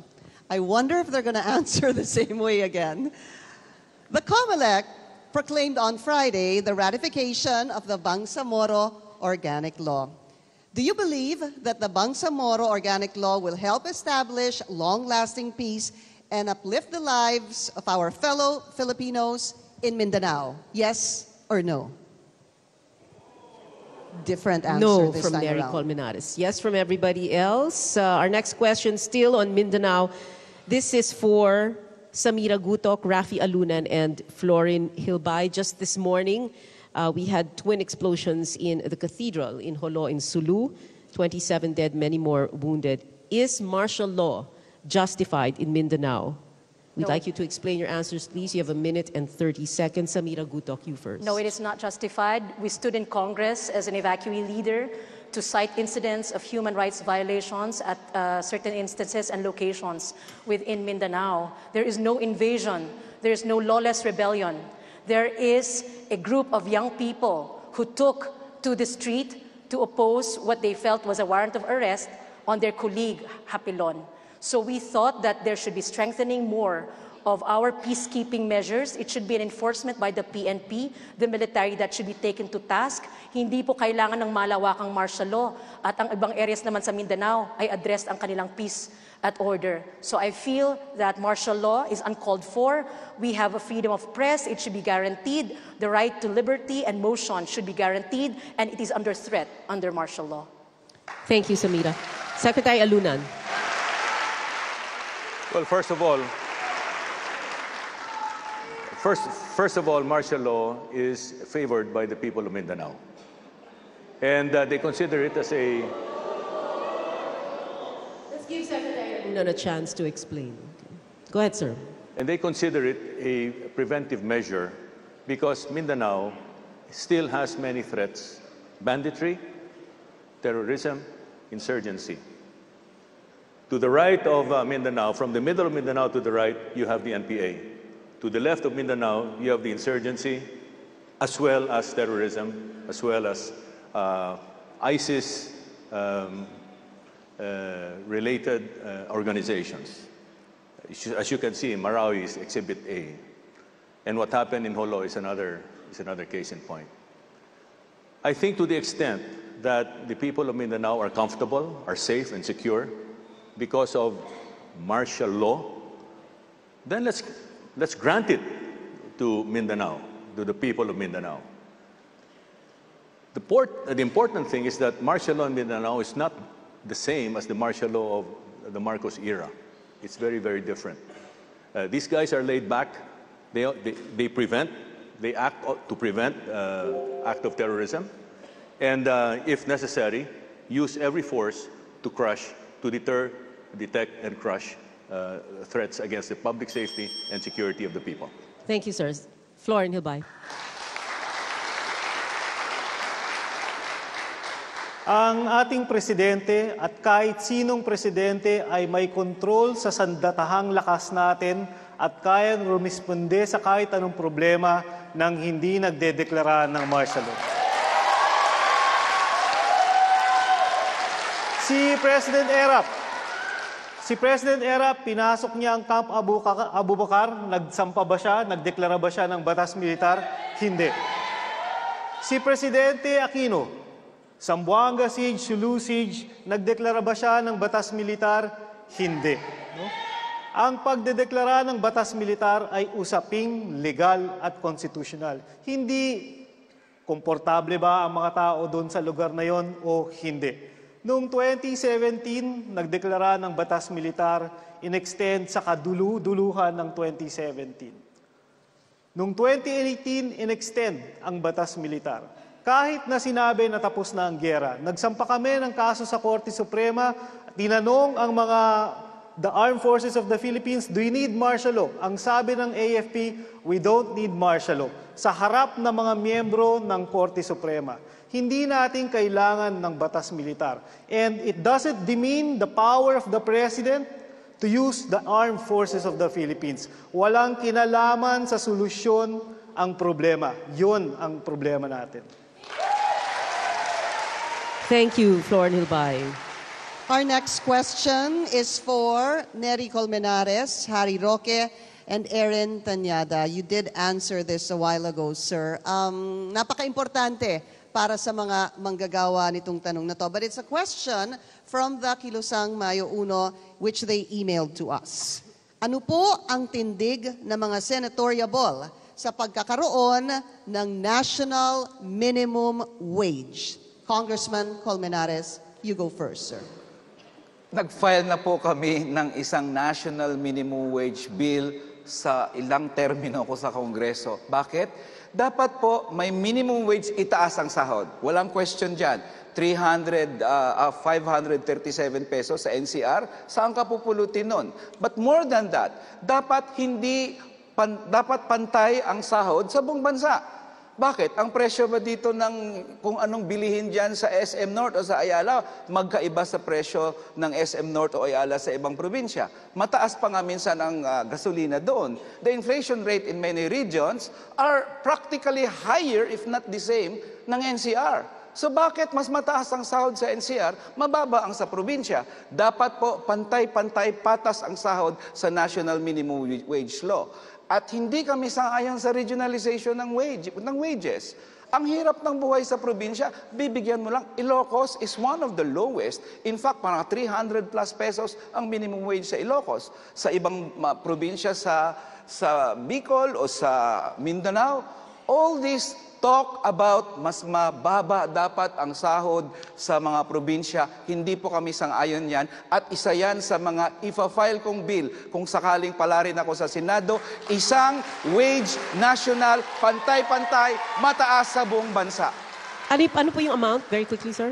What amount are you thinking of? Well, ang aming proposal sa bill is 750 pesos minimum wage per day po. Secretary Harry Roque, you're up, sir. Well, pabor din po ako sa isang national minimum wage. No? Naniniwala po ako na unang-una, ang papel ng ng ating gobyerno ay para pangalagaan talaga ang manggagawa. Tapos na po yung mga panahon na iniisip natin na pareho po ang lagay ng mga manggagawa at mga employers. Nakasaad na po sa desisyon ng Korte Suprema na talagang hindi sila po magiging pantay at sa ating saligang batas talagang papanig po ang gobyerno para sa mga manggagawa.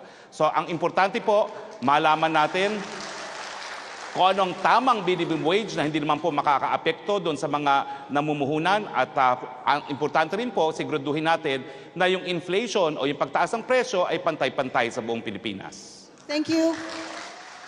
Congressman Erin Tanyada. Maraming salamat, Pinky. Kagaya na sinabi ko kanina, I'm in favor of a review of the wage structure in our country. Dahil alam naman po natin, pag tumaas ang presyo ng langis, nationwide. Pag tumaas ang presyo ng bigas, nationwide. Kapag tumaas ang presyo ng kuryente, kung minsan mas mahal pa sa probinsya kaysa Metro Manila. Hindi naman nag-iiba ang pagtaas ng presyo ng langis kung ikaw ay nasa Region 6, Region 5, o Region 9. Lahat po yan epektado ng pagtaas ng presyo ng mga bilihin. Kaya importanteng tignan po natin kung makatarungan pa ba ang paggamit ng Regional Wage Board sa pagtakta ng minimum wage. Sa tingin ko po, hindi na makatarungan yan at kailangan po natin buksan ang pag-uusap tungkol dito para mahanap po natin ang disenteng sweldo para sa lahat. Alright. Matutuwa sila sa sagot ng tatlong senatorial candidates natin. Thank you, gentlemen. Another yes or no question. Candidates, and this is on divorce. Should divorce be legal on grounds of abuse or irreconcilable differences? Yes or no? Yes for everyone. Unanimous. Finally. Next, we're going to ask our senatorial candidates about data privacy that's been in the news a lot these last few weeks. And of course, you can join our conversation through Facebook and Twitter. Just use the hashtag #TheFilipinoVotes. We will be right back. Stay tuned.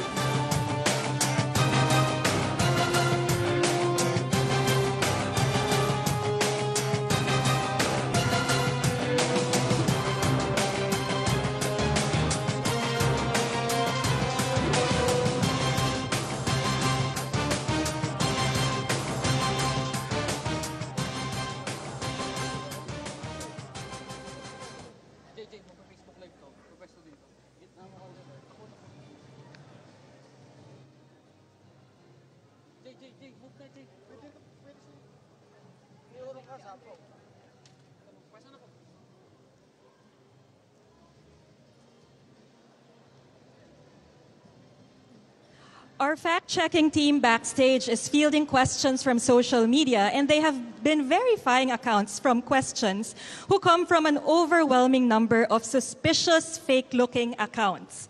And we argue that this can be considered as early campaigning or organized media manipulation. So our question to our candidates is, what do you think of this campaign strategy?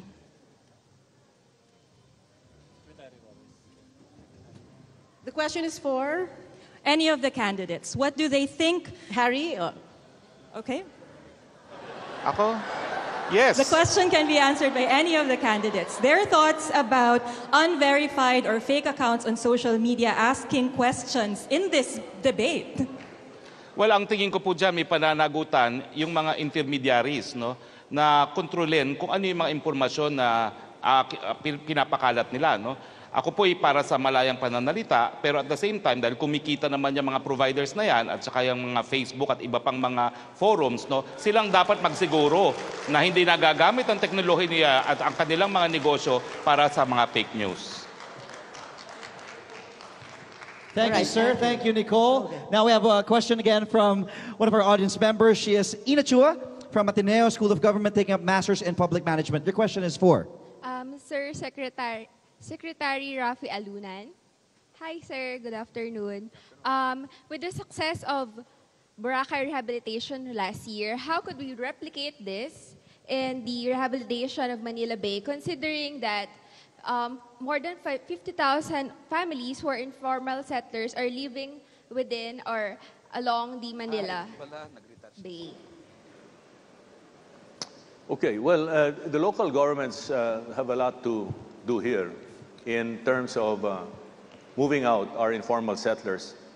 Alam mo naman, ang ating informal settlers ay ginagamit ng mga local government units, especially during election time. And so it's something that we have to address forcefully. Number two, when we move them out, we have to make sure that yung mga areas where they will be placed may means of transportation at meron silang means of livelihood doon. Number three, tourism development in Manila Bay requires the cooperation of the citizenry in developing the area and making sure na walang kalat, walang tapon ng basura dito. Because after all, ang sinasabi, landscape reflects mindscape. Kung magulo at madumi yung landscape, that means magulo din ang pag-iisip ng mga tao doon sa komunidad na yon. So we need to look at tourism development from a different standpoint because tourism is a shared responsibility. Thank you, Secretary Alunan. Thank you, sir. All right, just a couple of seconds. We're about to go live again on air.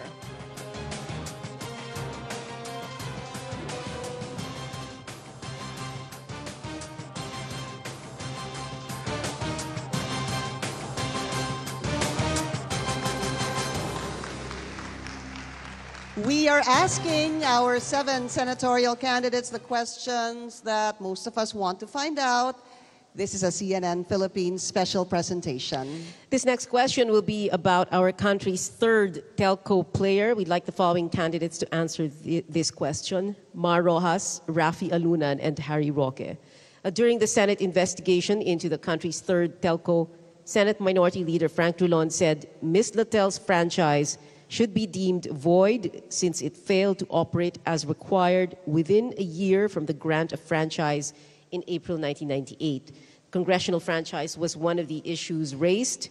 The change of ownership without congressional approval was another.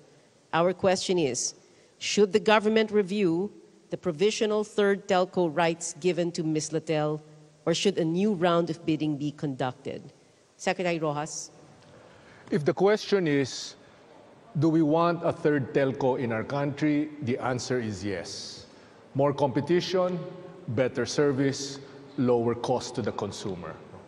Should it be this particular telco? Well, the evidence and the compliance with our rules on franchises should determine that. No? Ang mahalaga sa akin ay serbisyo para sa ating mga mamamayan. You don't know this, but there are nearly 1 million Filipinos na naghahanap buhay sa pamamagitan ng internet, dagdag pa doon sa mga call centers at IT BPO. These are Filipinos who teach English, who edit manuscripts, who write research papers, and the like, na ang kanilang pamamagitan para ma-access ang kanilang mga customer ay sa internet. They work from home. Hindi na sila dagdag doon sa problema sa traffic. Ang kanilang pangangailangan ay access to the internet. Ito yung pinaka-pamamaraan nila para ma-fulfill nila yung kanilang serbisyo na binabayad sa kanila. Bilyong-bilyong dolyar ang ibinabayad sa kanila. 1 milyong mga Pilipino na naghahanap buhay na dyan. Ang mahalaga ay maayos na internet. Ang internet sa atin ngayon, we are number 88 sa mundo. Nasa kulela tayo. More competition is better for all of us. Thank you, Secretary Rojas. Secretary Alunan. Yes, I agree. We need to open up the market. We need competition. We need to improve the quality of service. We need to bring down the cost of service to the consumer. As has been said already, we are paying very high prices for very poor service. So a third telco is necessary. But whether it is this telco or not depends on the rules. Did they meet the criteria? If they didn't meet the criteria, then it should be reviewed. And if they still won't meet the criteria, then it should be rebidden. Thank you, Secretary Alunan. Secretary Roque. Well, importante po ang third telco dahil sawang-sawa na tayo sa hindi nakakarinigan na tawagan, sawang-sawa na tayo sa bigla na lang napuputol, pagdating ng 3 minutes nawawala na, at sawang-sawa na po tayo sa kabila ng palpak na serbisyo ng dalawang telcos natin, napakataas naman ang ating binabayaran. No? Kinakailangan din natin mas mabilis at mas reliable na internet service. Kaya nga po, pabor na pabor ako na magkaroon ng telco. Now, siyempre po, dahil nais natin magkaroon ng mas mabuting telco service provider, importante na pumili tayo ng pangatlong telco na may kakayahan na magbigay ng mas mabuting serbisyo. Ganun pa man, ang akin lang is tignan po natin, tama ba ang sinasabi ni Senator Drilon dahil siyempre po, no, isipin natin, sino bang magkaka-interest na wag makapasok ang third telco? Sa akin, papasukin ng third telco, reviewin natin na sila ay makakabigay ng mas mabuting serbisyo at hindi natin hahadlangan lamang yung pagnanais ng buong bayan na magkaroon ng mas maraming competitors para mabigyan ng mas mabuting serbisyo ang ating mga mamamayan. Thank you, Secretary Roque. All right, late last year, the Senate and the House ratified the Cancer Control Bill that will establish a national framework to combat the disease. Among other things, it will provide affordable cancer treatment to Filipinos. This is a question from the Philippines Alliance of Patient Organization, which actually represents at least 1 million patients. We'd like to hear from Florin Hilbay, Mar Rojas, and Rafi Alunan. How would you fund the Cancer Control Bill? We start with Florin Hilbay. Sa akin, ang problema sa ating gobyerno is yung underspending. Kaya pag merong underspending, lahat yan ay nako-convert into savings. Laging may pera ang ating gobyerno. It's a question of how you prioritize the problems for government. Ang amin pong pamilya ay nagkaroon ng problema sa cancer noong mga nakaraang taon. It's very corrosive dun sa environment ng family. It's very emotionally draining. I cannot imagine kung gaano katindi yung nararamdaman ng iba't ibang pamilya na dumadaan at may dumadaan sa cancer, pati yung kanilang kaibigan, pati yung kanilang mga kamag-anak. It's a necessity. We don't need to think about where to fund it. The government should find it regardless. Thank you. Thank you, sir. Secretary Mar Rojas, go ahead, sir. Ang cancer ay isang sakit na pamilyar ako. Namatay ang dad ko sa cancer, namatay ang kapatid ko na si Dinggoy sa cancer. At doon nagsimula yung aking pagtutok sa cheaper medicines dahil nakita ko kung gaano kamahal magkasakit dito sa ating bansa. Nagawa na natin yan sa cheaper medicines. No? May magagawa pa tayo dito sa cancer bill. Unang-una, saan tayo kukuha ng pera? Dito sa buwis mula sa tabako at saka sa alak. Diyan tayo pwede kumuha ng pera. Pangalawa, dapat gamitin ng gobyerno yung kanyang kapangyarihan, yung kanyang buying power to purchase at lower prices. Alam natin lahat yan. Kahit yung pinakamusmus na bata, alam nila yan. Mas mura kung maramihan kaysa sa kakaunti na o tingi na pagbili. Ang gobyerno natin pwedeng gamitin tulad ng ginagawa sa India, tulad ng ginagawa sa Canada, sa Australia, sa iba pang mga bansa where there's a nationalized health system, ang gobyerno magsasabi, bibili kami ng 1 million doses nito or 1 million tablets na yon. So ngayon, international na ang bidding dyan, bakbakan sa presyo, bababa ang presyo, at sa ganon, dekalidad ang matatanggap natin. Let's hear from Secretary Alunan. Thank you. Nasa budgeting yan eh. We should give health costs, healthcare, universal healthcare, priority sa budgeting. Just like, for example, science and technology. Meron tayong batas to provide 1 or 2% per GDP, but hindi na natutupad yon. We should do the same for universal healthcare and focus on the top 10 diseases, to include cancer, diabetes, etc. But in addition to that, I think we need to also lower the cost of medicines and generate more professionals to provide the necessary health care, especially the doctors and the technicians, to address cancer. I also have a problem, not just with cancer. I also have a problem with other cases like autism, like PWDs. I don't think there's any budget that's being set aside for them. I would like to set aside a budget for PW one-stop shop centers, aside from anti-cancer centers, through proper budgeting. Thank you, sir. Thank you, sir. From one health question to another, Our next yes or no question is about medical marijuana. Candidates, please prepare your signboards. The question is, should medical marijuana be legalized for ailments such as cancer, multiple sclerosis, seizures, and serious chronic pain? Yes or no? Yes or no? Yes, for everybody. Again, a unanimous answer, Pia. We are down to the last few questions. This is a CNN Philippines special presentation, our Senatorial Forum Part 2. Stay with us. We'll be right back.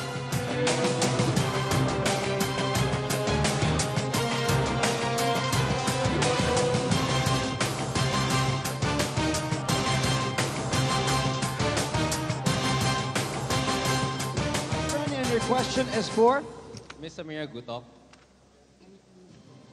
Hi, I'm Nathan.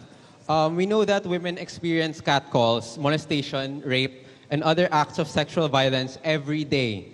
And their experiences are continuously ignored by our citizens, police, military, government, and our president. How would you create a safer country for women? VAUSI that should be fully enforced. We believe that VAUSI also penalizes emotional violence against our partners, against our wives. We should also pass laws that would penalize catcalls. We should not allow rape jokes in our society by the leaderships. We should not...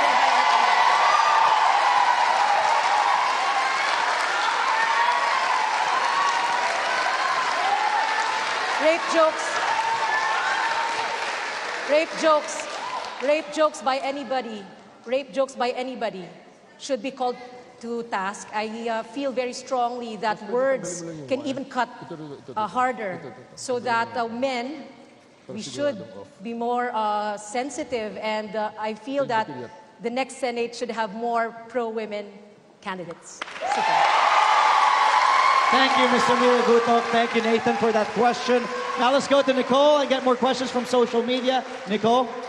Yes, we've been getting a lot of questions about federalism. So we'd like to ask former Solicitor General Florin Hilbay, what is your stand on the proposed shift to a federal form of government?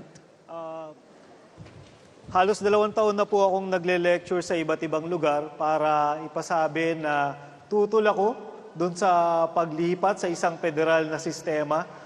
Unang-una yung problema ng gastos. Ayon sa gobyerno, 243 billion yung gagastusin. That's a very expensive project na hindi natin alam kung may mangyayari o wala. Pangalawa, yung necessity. Hindi ko naiisip na kailangan mo buksan yung ating saligang batas para ma-accomplish yung pag-create ng mga economic centers. Kung gusto talaga lang gumawa ng 18 rehiyon, amyendahan yung local government code kung gusto lang puwersahin. Imbis na 18 rehiyon na pinapalta mo yung saligang batas, 18 probinsya na malalaki. So, mababawasan yung politiko, hindi madadagdagan. Pangatlo, yung problema ng motibo. Lahat ng presidente na seryosong sinubukang buksan ng saligang batas did it for term extension. And I have a big problem with presidents who don't want to comply with the contract they signed with the Filipino people. Kung hanggang 2022 ka lang, dapat sundin mo yun. Okay, stand by. Everybody, we're down to our last 2 questions. 2 tanong na lang po. Ihintayin lang natin si Secretary Mar Rojas. Ito na. Si Secretary Harry Roque. Paging, sir. We have a couple of seconds left. Okay. May time pa siya, Pia. Anyway, last 2 questions. Yeah, we are candidates. We have to drop several questions, 2 or 3 to accommodate everything. All right, we're just waiting for Secretary Harry Roque. We'll be back on the air in about 25 seconds. We just have 2 questions left and a final, one last, that's repetitive. One final question after those 2 questions.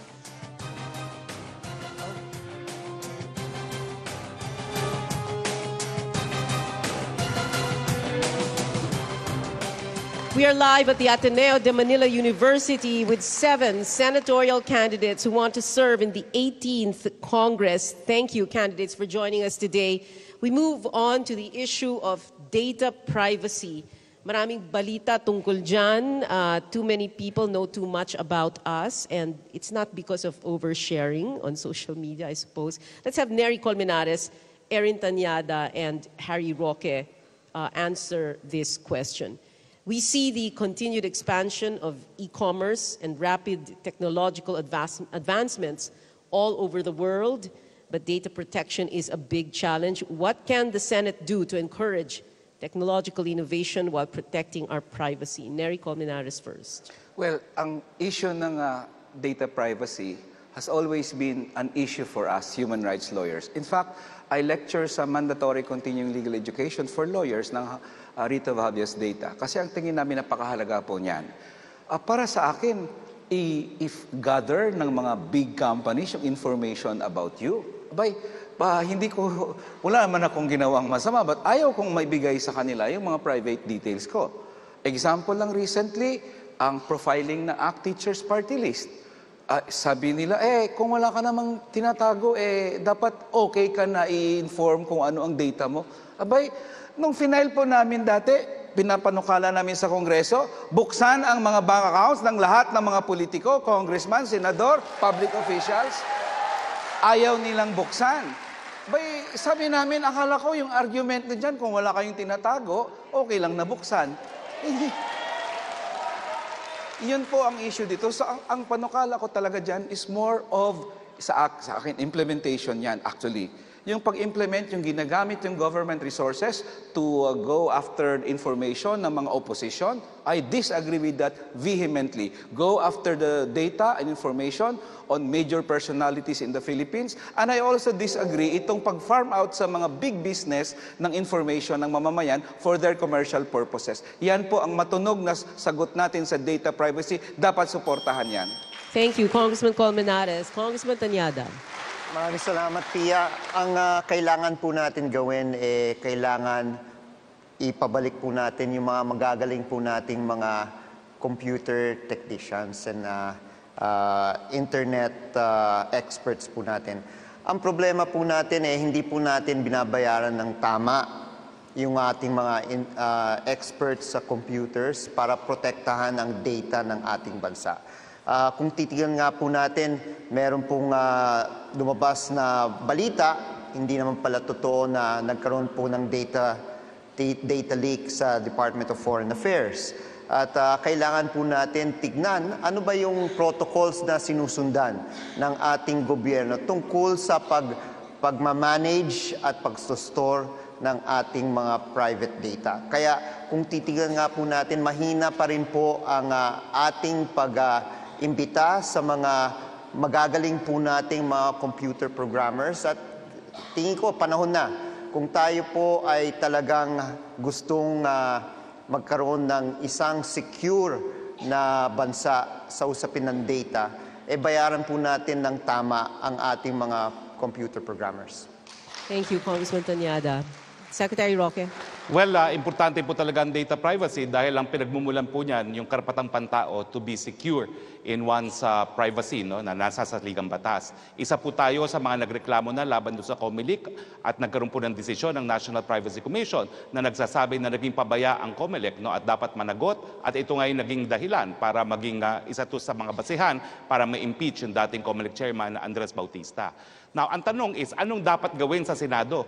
Well, meron na po tayong batas, Doon po sa batas na binuo natin na tinutulang ko yung provision sa libel, pinaparusahan naman po doon yung hacking, At hacking po talaga ang pinagmumulan ng problema pagdating sa national sa privacy implementation, So, ang sa akin po importante na ang Senado will focus on yung ensuring na lahat ng number one, opisina ng gobyerno ay sumusunod doon sa batas. Ngayon po nalalaman natin ang mga lumalabag sa batas ay COMELEC. Pangalawa, DFA. Bakit mga gobyernong opisina pa ang hindi nakakasunod doon sa National Privacy Act? Tingin ko po isang dapat yan na tignan ng ating pamahalaan at bilang isang mambabatas, tignan po natin kung makakabigay tayo ng incentives doon sa mga kumpanya na magbibigay pa ng teknolohiya para lalo pang maprotektahan ang data ng mga mamamayan. Thank you. All right, we're down to our last question. Our final question to our candidates, and I would welcome any one of you'd like to stand and address the audience, get closer to them, please do so. The question is, if successful in the midterm elections, what would be your priority legislation? This time, we're going to start with Congressman Erin Tanyada down the line. Congressman, you go first. Maraming salamat, Pinky, at sa CNN sa pagkakataon na binigay po ninyo sa akin. Ang unang importanteng kailangan bigyan ng pansin at kung ako ay papalarin na maging senador ay usapin ng sweldo. Dahil alam nga po natin, tumataas po ang presyo ng mga bilihin sa ating bansa at itong usapin ng sweldo ang isang susi kung paano haharapin ng ating mga manggagawa at empleyado itong pagtaas ng presyo ng mga bilihin. Ang tanong, makatarungan pa ba ang ginagamit na regional wage boards sa pagtakda ng sweldo dito sa ating bansa? Sinabi ko nga kanina, pag tumaas po ang presyo ng langis, nationwide. Kapag tumaas po ang presyo ng bigas, nationwide. Kapag tumaas po ang presyo ng kuryente, kung minsan mas mahal po ang presyo ng kuryente sa probinsya kaysa sa Metro Manila. And yet, kung titignan nga po natin, ang minimum wage po dito sa Metro Manila ay mas mataas sa iba't ibang mga region. Kung bibigyan po tayo ng pagkakataon, sisilipin po natin, malay ba ho natin, itong usapin ng minimum wage ay pwedeng maging susi rin sa problema ng trapiko dito sa ating bansa. Dahil kung pantay-pantay na po ang sweldo sa buong Pilipinas, marami pong masusolusyonan ito. That's Congressman Erin Tanyada. Maraming salamat, sir. Next, let's go to Secretary Mar Rojas. Magandang hapon at maraming salamat muli sa inyong lahat. No?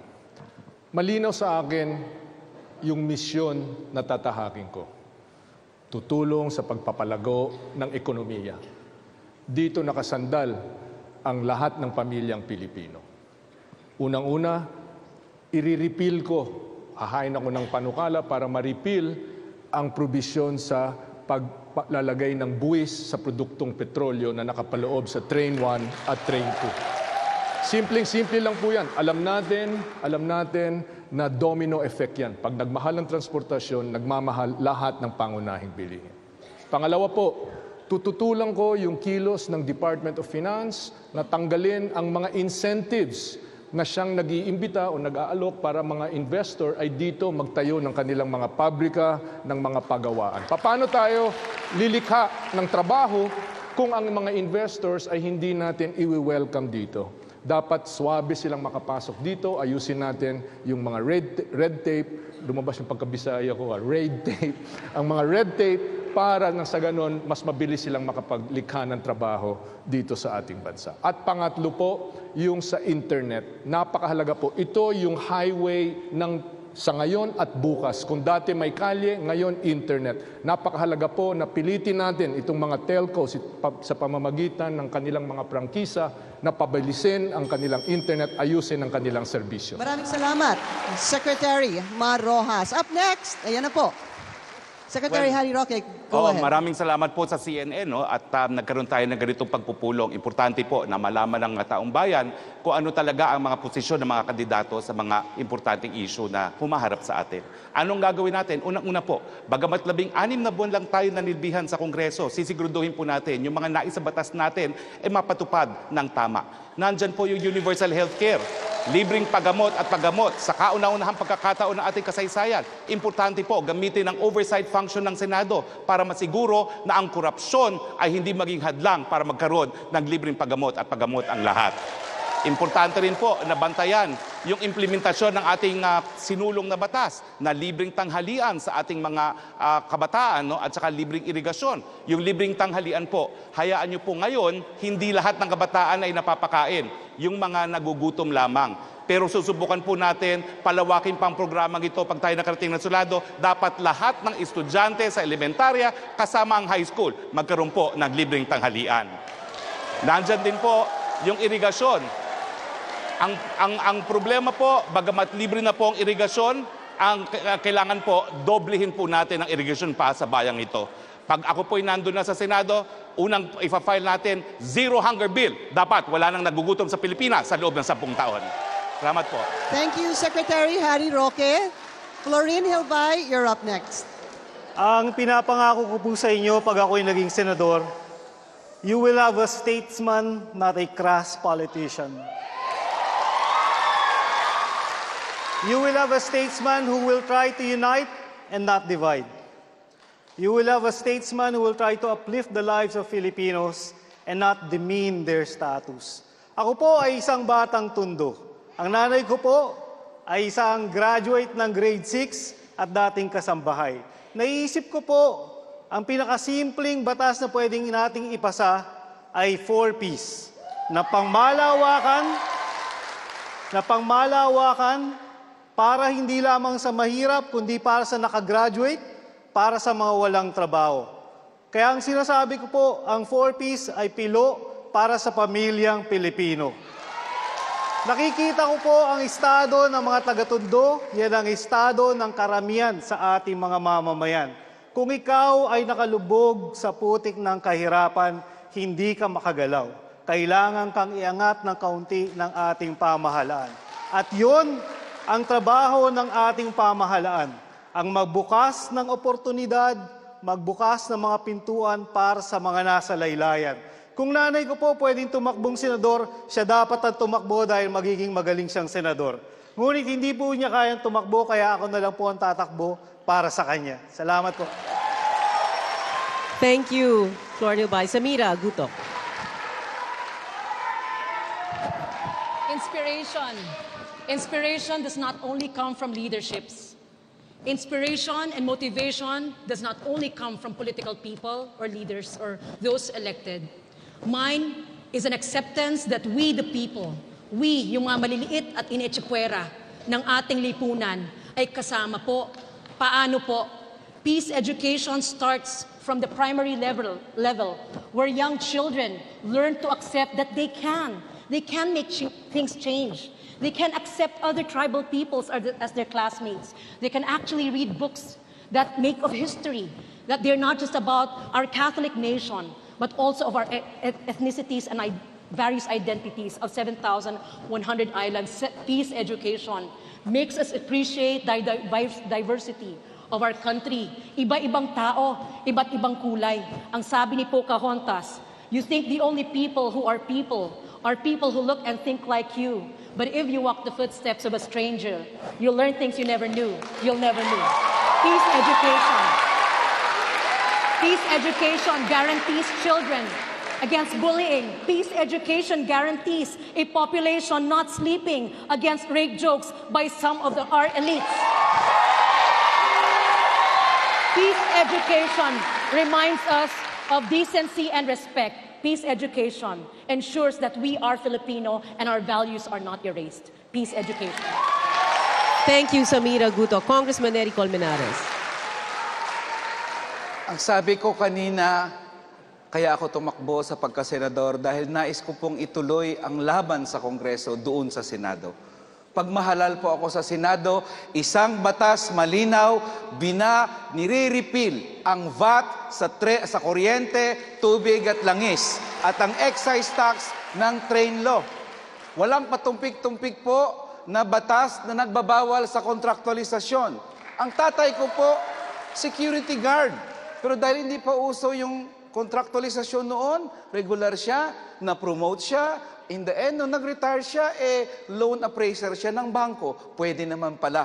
Kaya isang batas na walang patumpik-tumpik nagbabawal sa kontraktualisasyon. Isang batas na nagsasaad ng mataas na sahod at hindi lang mataas na sahod, dapat national minimum wage para lahat ng manggagawa sa buong Pilipinas tataas ang kanilang sahod. Pensyon po, na-file ko po, nilaban ko sa Kongreso. Ang sabi nila, Nery, 2,000 dagdag sa SSS pension, suntok yan sa buwan. Mahilig po ako magsuntok sa buwan kasi paano mo naman masuntok ang buwan kung hindi ka susuntok? Dito sa Senado, susuntukin natin ang buwan muli, pensyon sa lahat ng senior citizens sa Pilipinas. Naging kakampi po ako ng mamamayan doon sa Kongreso, maging kakampi ako ng mamamayan doon sa Senado. Congressman Colmenares, salamat po. Secretary Alunan.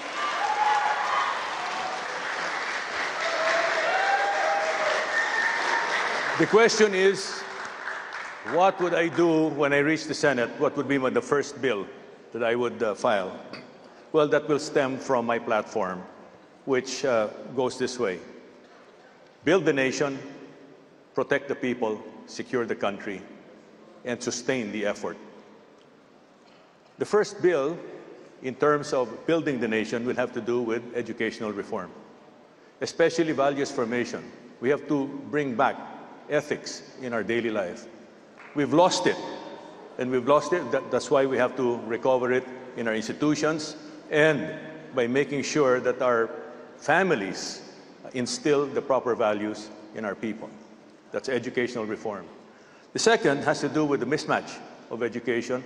We're churning out people that are not required by the 21st century, so we have to adjust our curriculum. Number two, protect the people through reforming the criminal justice system, because there are many scalawags in this criminal justice system.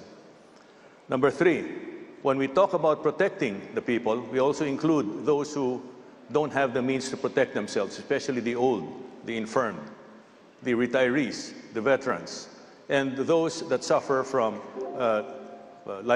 disabilities. And number four, when we talk about secure the country, we're talking about improving and strengthening the armed forces of the Philippines, because diplomacy means nothing unless you have a strong means of securing yourself. Maraming salamat po.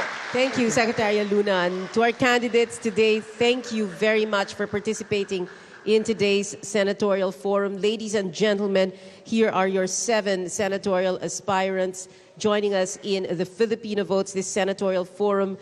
Please join us here, sir. One by one. Raffy Alunan, Secretary Raffy Alunan, Congressman Nery Colmenares, sir, Samira Gutok,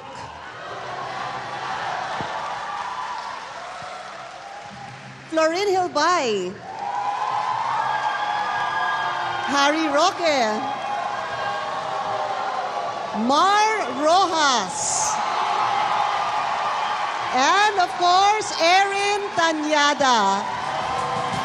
To our candidates, maraming salamat for giving us your time, and we hope to see you in our debate in Senatorial debate in April. I'm Pinky Webb. And I'm Pia Ontiveros. Thank you very much, audience. Thank you, Ateneo de Manila. Maraming salamat po sa inyong lahat.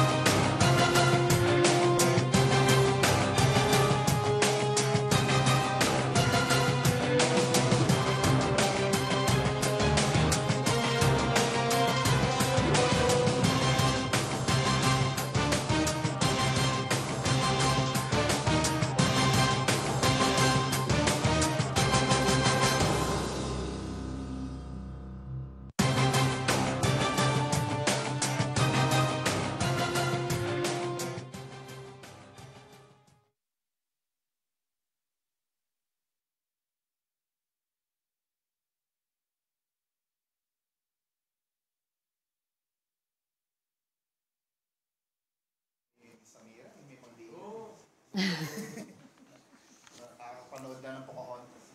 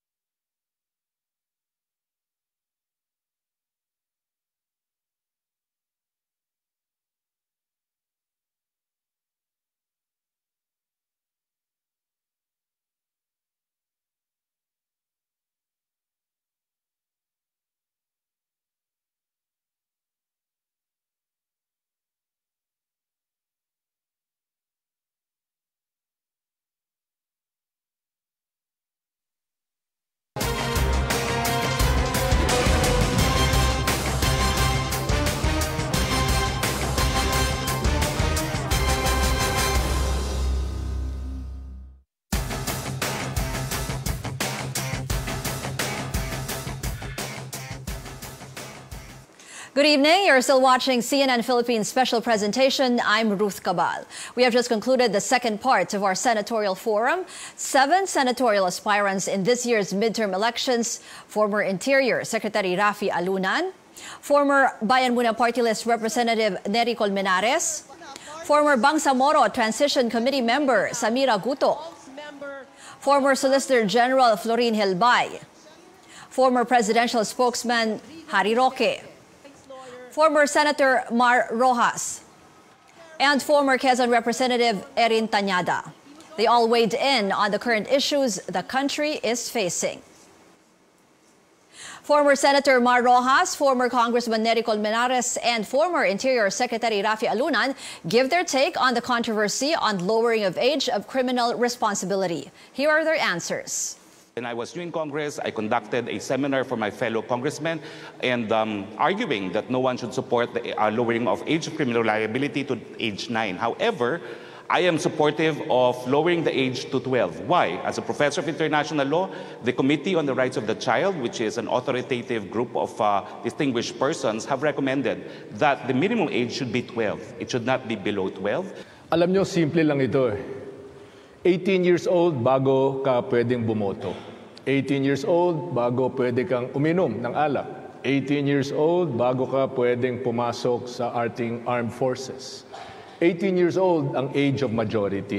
Bakit natin paparusahan? Bakit natin ikukulong ang mga kabataan sa mas murang edad, sa 12 o kaya sa 9? Para sa akin, hayaan natin yung kasalukuyang batas, suportahan natin ng todo at tingnan talaga natin kung kulang ito. At sa ganun, doon tayo maghain ng mga proposals para baguhin ito. The law as it exists right now has not worked to its full extent. So pondohan natin, suportahan natin, at ilagay natin sa tama.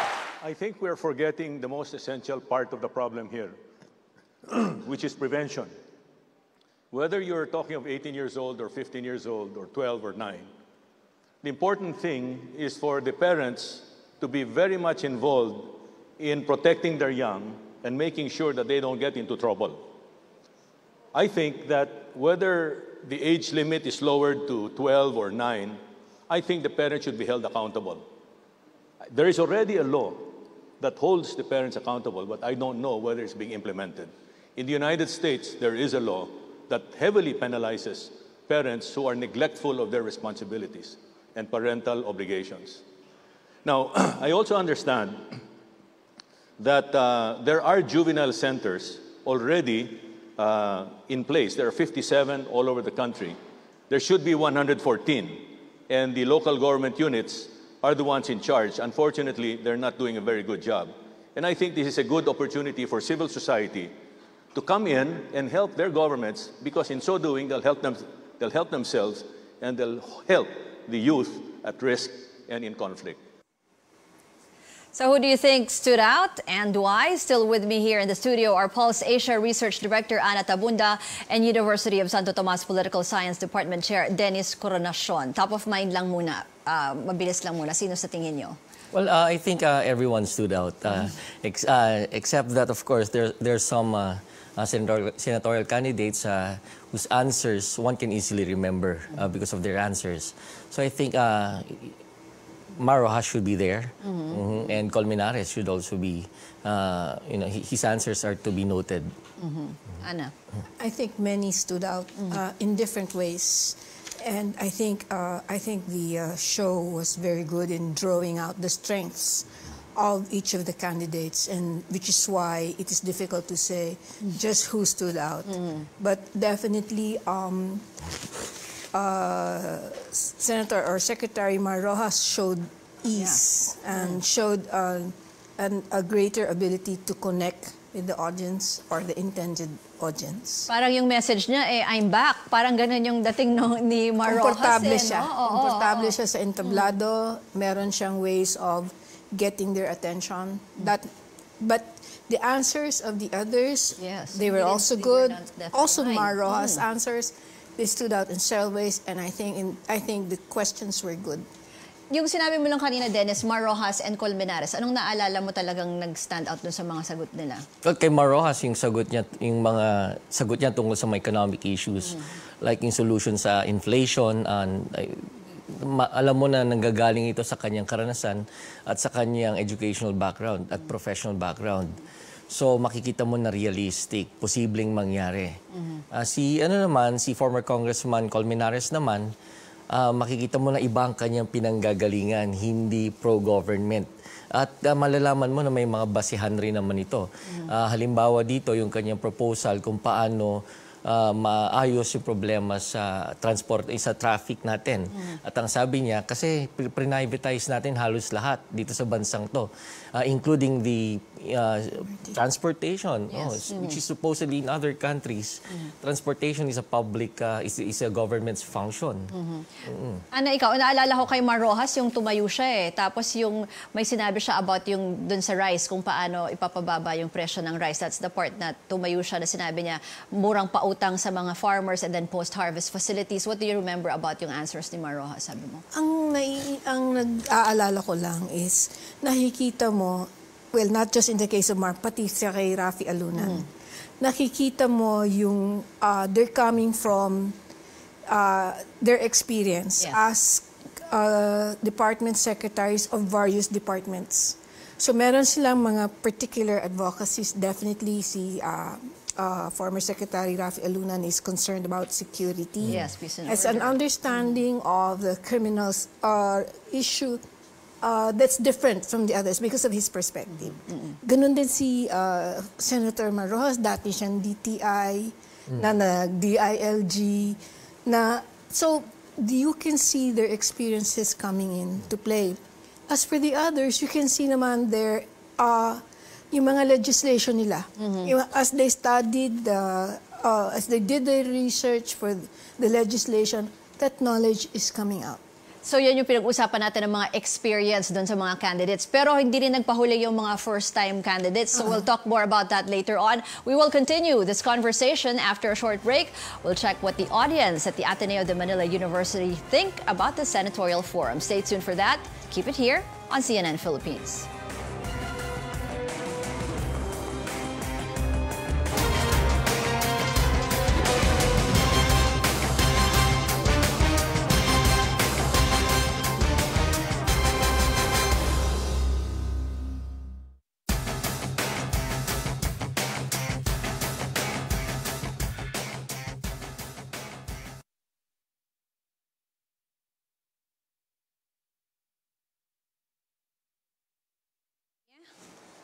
Ina? Yes, sir. Yeah, okay. Yes, sir. Ikaw na, take one si, ano si Ina? But narinig ko, I can hear myself in the entire theater. I can hear you. No secrets here.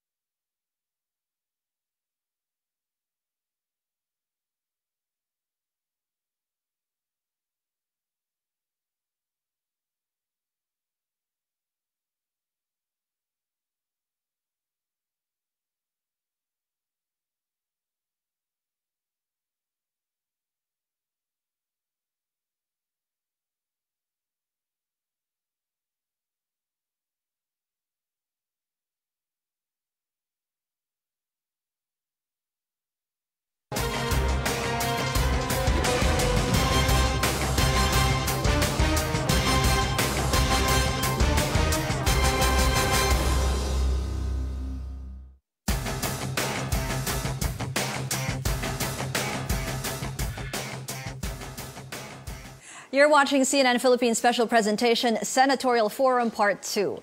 Let's head to the Ateneo de Manila University in Quezon City where the forum was held. Our senior correspondent, Ina Andalong, is with some of those who attended the event. Ina? Hi, Ruth. Well, members of the audience are still exiting the Hyundai Hall as we speak, but I do have here with me 3 people who watched the entire forum earlier. Derek and Godwill are both from the Ateneo de Manila University, and Nathan is from FEU. Again, we're here to ask them about their thoughts on our second senatorial forum. Let's start with Derek. So how did you find the forum? How did you find the candidates who attended and answered our questions today? Yes, the questions and the answers are straightforward. The format is well formatted. First, they were able to comprehensively touch on issues, political, economic, social technology, socio-cultural, of course, national interest. We are looking forward to more forums like this, perhaps, and also candidates that would also attend to this, because we have seen aspiring leaders, future leaders here in the national stage. These are leaders who will be reformists, who would be aspiring for good governance, just like what we are at the hearings at Ateneo. And those we have a lot of activities that we're looking forward, like Okay, let's move naman to si Godwill is a student of social sciences. So how did you find the candidates earlier? Yes, actually, I really liked how they answered. And being here in this forum matters to me much, especially because I'm a first-time voter. And it's important to me, especially as a diplomacy and international relations student, to be able to really know what's happening in the political climate, especially with all the issues. It's really hot right now. And siguro, if there's one thing I wish, I wish I heard more about climate change, how it's affecting us, about more on China, Philippines as well, and other issues that like contractualization and labor and all that. So Nathan, si Godwill was mentioning he hoped to hear more about contractualization, climate change, and the Philippines and China's relationship. Ikaw, were there things that you hoped were discussed more during the forum? Well, I would like to definitely know how would they work with our controversial president, President Duterte. I would like to know, personally for me, some of them we've seen during the yes or no answers. We can see patterns, some people who are very much pro the administration and the other ones who are not. So I'm very interested to know how would they work with our administration. Okay, was there anyone who stood out for you? Let's start naman with Nathan. For somebody who's teaching in the International Studies Department, I think that is very important for our voters to be informed. A lot of the candidates, we can say that they're mostly, some of them still has some motherlyhood statements. I'm not really into that. I'm more with somebody who has realistic plans, somebody who is an economist, somebody who's a reformist, and I'm definitely going for Maros. He's not only somebody who has a realistic plans, but I can say that he has really something to show, and he's tried and tested already since it's been there, done that. So I think we have a chance this time again. So. Nathan says na impress siya clearly kay former Secretary Mar Rojas. Ikaw, Godwill, was there anyone who stood out for you? actually not 1 but 3. There's Nery Colmenares because of his decades-long politics on the ground. He's working with the masses. There's Sam Gutok because she's also been working in Bangsamoro, and yet I feel she can bring more, and I can see the promise in her. And there's also Florin Hilbay because of his strong conviction, especially against federalism, on other issues that really matter to the Filipino people. So I hope they do. The 3 of them win in the elections. Ikaw, Derek, how important, you were talking about, sabi mo kanina, you hope to see more of these forums. How does these types of, venues affect talaga your decision come election day? Yes, we can see the outlook of each personalities on how they would deliver, on how they would speak their mind, at the same time, on how they would be able to really give in to what is expected from them, not only during the election, but what they can deliver when it comes to good governance for them, on how they will decide on political issues, on how they will decide on how we, the Filipino people, are going to vote for them. We have to get what is needed from them.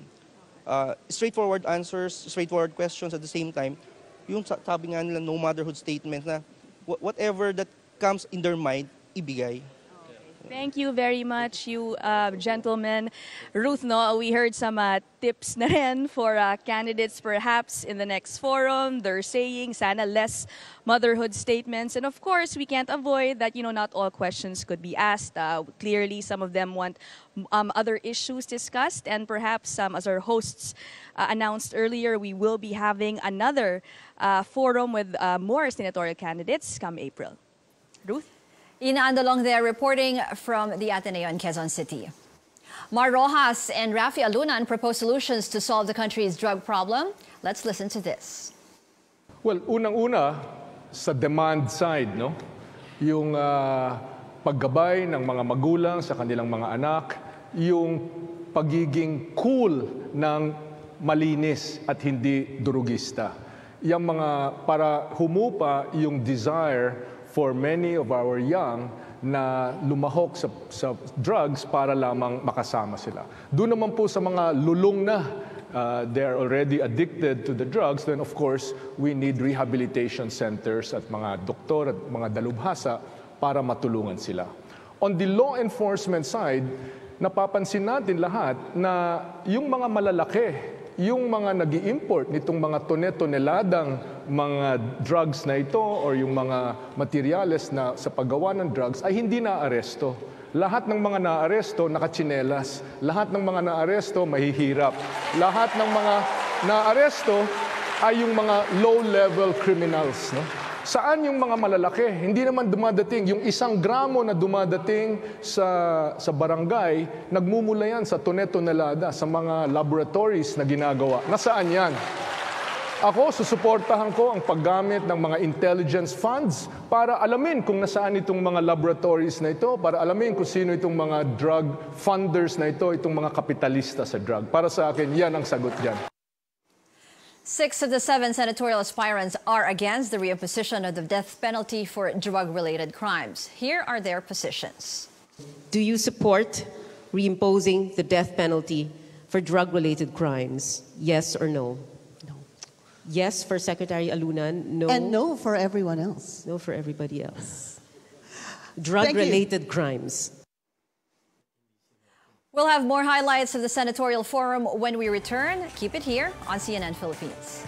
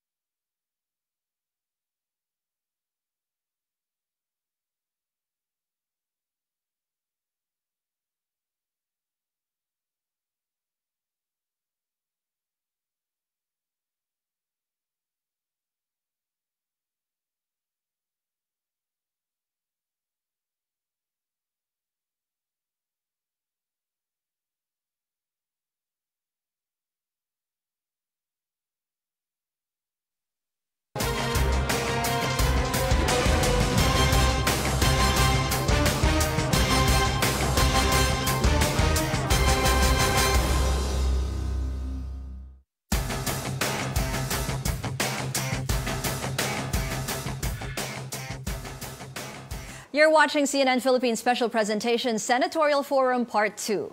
Two candidates oppose the idea of giving Congress the power to compel President Rodrigo Duterte to make his medical records public. Here's that yes or no segment. Should Congress compel President Duterte to make his medical records public, whether or not it is a serious illness, as the Constitution says? Yes or no? Yes. Yes. Everybody. Oh, okay. No from Rafi Alunan and Harry Roque. Senatorial candidates Nery Colmenares, Erin Tañada, and Samira Gutok weighed in on the country's traffic problem. Let's listen to their proposed solutions. Una, mass public transport supported ng gobyerno, katulad ng maraming bansa sa mundo. Pangalawa, doon naman may korupsyon sa traffic po. Napakasabi nila, pag naglagay ka, makakalusot ka. Yun ang nangyayari kaya may disorders sa streets. Maliban sa punto na kulang na talaga ang kalsada at hindi yan supported sa ngayon. Third, long term po, dapat ma-decongest ang Metro Manila. Dapat po mayroong economic and industrialization programs sa countrysides. Dapat po hindi dito nakikita ang lahat. Sentro na siya ng gobyerno, sentro ng trabaho at business. Dapat po spread yan sa countrysides. Simple lang ang naiisip po natin. Bawasan po natin ang number of buses that go through EDSA.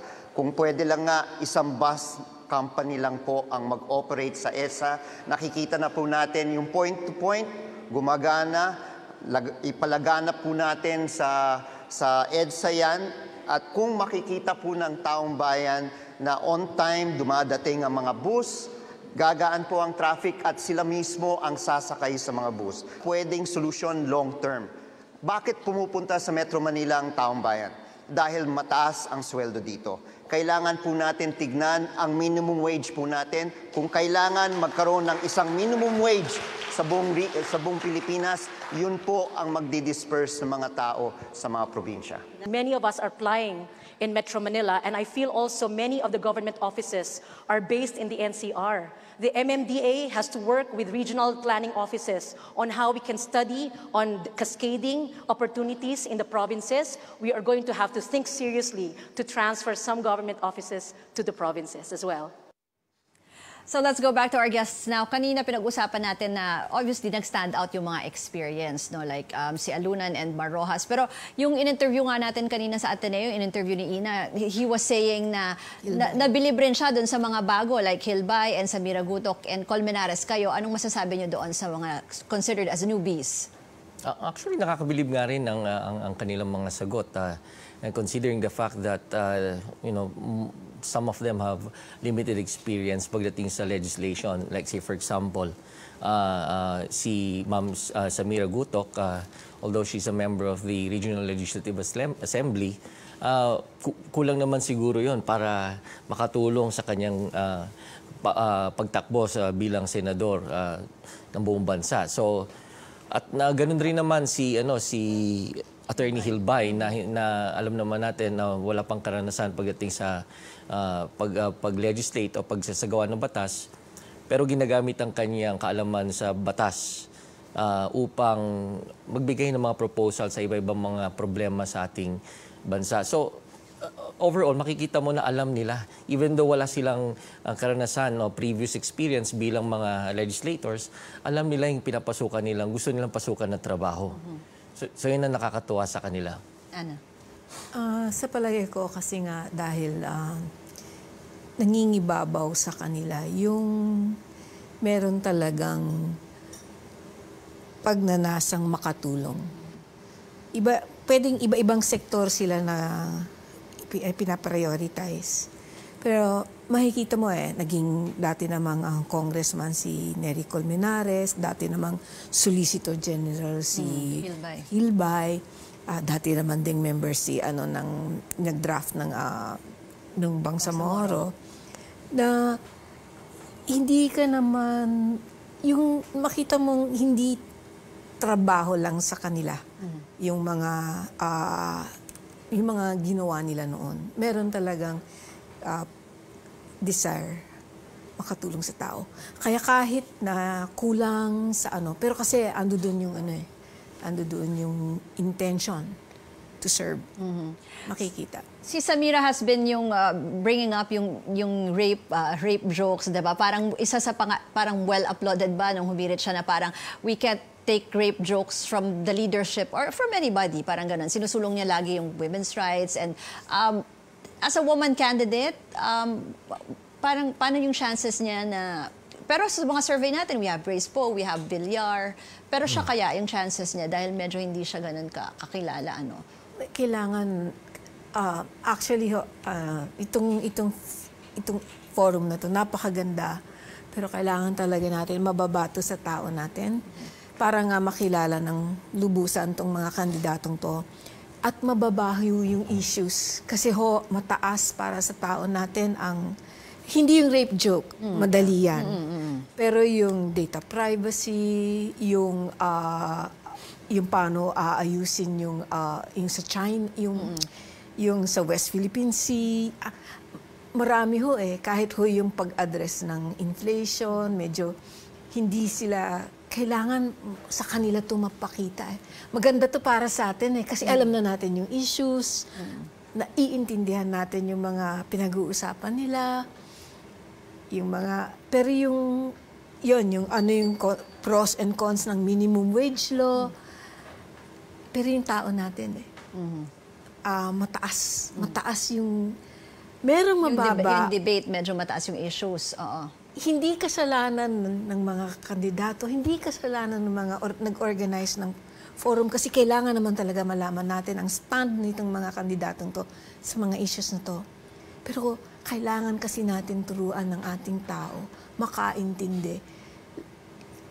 Marami dyan strategic no, na issues na tinalakay. Pati yung sa lowering of the age of medyo maintindihan pa nila yon pero ano ba yung rights ng bakit 18 years old, bakit kailangan ma-get across sa kanila. Tingin ko magkaka-chance itong ibang mga kandidato na hindi ganun kakilala kapag mas naintindihan ng ating mga mamamayan yung tunay na issues. Well, if I may add to the discussion about the likelihood of Ma'am Samira Gutok's chances of winning in the senatorial race, I think it's important for her to articulate on an issue that is important to the national, to the public. Kasi yung kanyang alalahanin natin that she hails from Mindanao and yung kanyang pinaglalaban, peace advocacy, Bangsamoro interest, these are regional interests na hindi ma-appreciate ng mga voters coming from other regions. Now, if she's going to articulate her stand on national issues like this one, yung catcalling, tapos yung pang-abuso sa mga kababaihan, I think it's going to help boost her, chances of winning. And she did mention naman din education. That's right. Before. Education. Pero yung sa mga ibang issues, nakita natin na parang visible yung parang nandun pa rin yung kung sino yung sumusuporta sa administration, makikita mo pa rin. May mga questions like yung yes or no question natin na yung pag-release ng medical records of the president. You have just Rafi Alunan and Roque saying no, and sila lang din yung nag-no dun sa issue ng is media under threat. Clear yung lines ba ng kanilang affiliation dun sa... Ang palagay ko yung question ng is media under threat. Pwedeng dahil military man si Rafi Alunan, iba interpretation ng threat. Hindi naman sila inaaresto. Baka ganon. Whereas yung sa iba, sinasampahan ng kaso about SEC, about ganyan. So I think baka ganon, kaya ganon yung sagot. In particular ni former Secretary Rafi Alunan. So, mahirap kasi yung question. Hindi ganun ka... Kasi hindi mo pa ma-explain. Hindi ka papag-explain. Hindi ka ipapag-yes or no. Ikaw may sasabihin. I think valid yung tanong na yon pagdating sa kaso ni former Secretary or spokesperson Harry Roque. Kasi alam naman ng lahat na kahit meron silang di pagkakaunawaan ni Presidente, nakalinya pa rin siya sa administrasyon. Pero tama si Ma'am Ana na pagdating naman sa case ni former DILG Secretary Rafi Alunan, I think it has something to do with his being a former military man. Pero ano pa yung mga ibang issues na tinalakay natin doon? Kasi they were also asked about yung sa death penalty, and it was Alunan who only said no, yes doon sa when it comes to drug-related crimes and ano, 'di ba? So issue that came as a surprise to me kasi sabi ko dapat kung meron mag-oppose dito si former spokesperson Harry Roque kasi of course he's identified with the administration and that issue is very much part of the present administration. Tapos nagulat ako si former DILG Secretary Alunan pa ang nag-iba. Oo. I think ano rin yan eh. It's still kasi ang broad ng drug-related crimes kasi nga ang baka iniisip niya, drug-related ang drug use eh. Iba pa yun sa yung sindikato dapat na sinasabi naman eh. I think iba mag-isip si Secretary Alunan talaga because of his military. So he might want to make a distinction between yung big-time syndicates and yung drug user. Okay. Pag-usapan pa natin yung ibang highlights ng ating forum. You're still watching CNN Philippines Special Presentation, Senatorial Forum Part 2. How do the candidates view the newly ratified Bangsamoro Organic Law and martial law in Mindanao? That's up next. Stay tuned.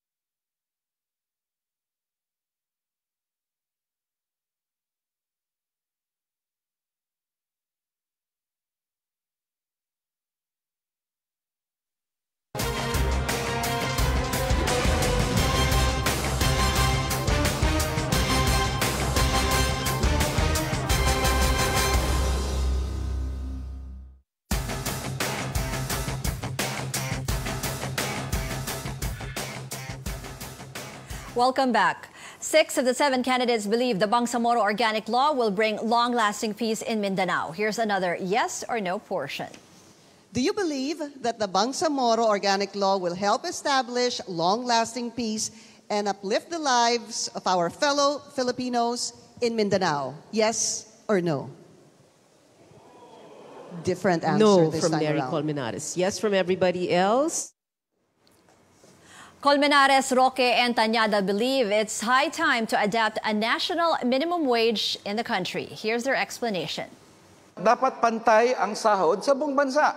Bakit? Ang presyo ba dito ng kung anong bilihin dyan sa SM North o sa Ayala, magkaiba sa presyo ng SM North o Ayala sa ibang probinsya.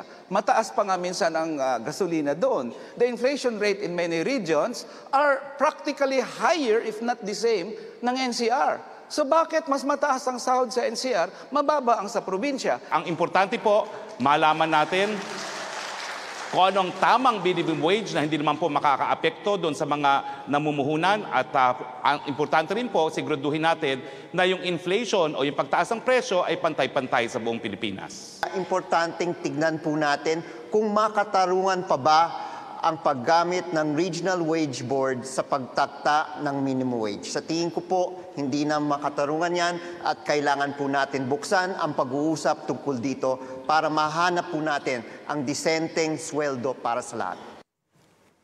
All the 7 senatorial candidates featured in the CNN Philippines Forum support divorce. Let's watch this yes or no segment. Should divorce be legal on grounds of abuse or irreconcilable differences? Yes or no? Yes for everyone. Unanimous. Okay, so yung last na lang natin na tanong sa ating guests, what were the issues na siguro na-miss or issues na sana mas napag-usapan pa doon sa forum that you would have wanted? Well, sana napag-usapan ng yung tungkol sa charter change at saka federalism. Kasi parang pahapyaw lang na nasabi to ng ilan sa mga candidates. Pero in the coming, right after the midterm elections, of course, our senators, whoever is going to win among them, will definitely be involved. We'll have to tackle the issues on charter change as well as federalism. So sayang kasi hindi natin nakita kung ano at narinig ko ano ang kanilang mga posisyon patungkol sa federalism and charter change. Charter change, okay. Ana? Hindi ko alam kung medyo natatamaan kanina pero hindi ko rin alam paano i-phrase. Pero ang concern na akin lang naman to, para sa akin dapat ma-address yung paano maiiwasan itong mga, yung parang hindi na na-uphold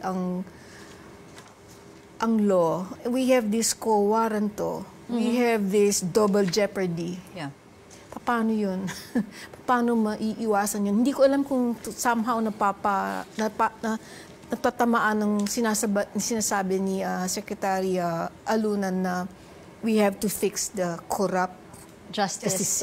More of siguro yung rule of law, parang gano'n. Medyo, general yung kasi is given only 1 hour and 1 minute 30 seconds and hindi pa direct. Pero sa akin, napaka-crucial nun na issue, pero mataas. Hindi na naman kaya ng tao natin. Kailangan na naman i-explain sa Pero like yung sinasabi mong mababang issues, like ano pang mga issues yon?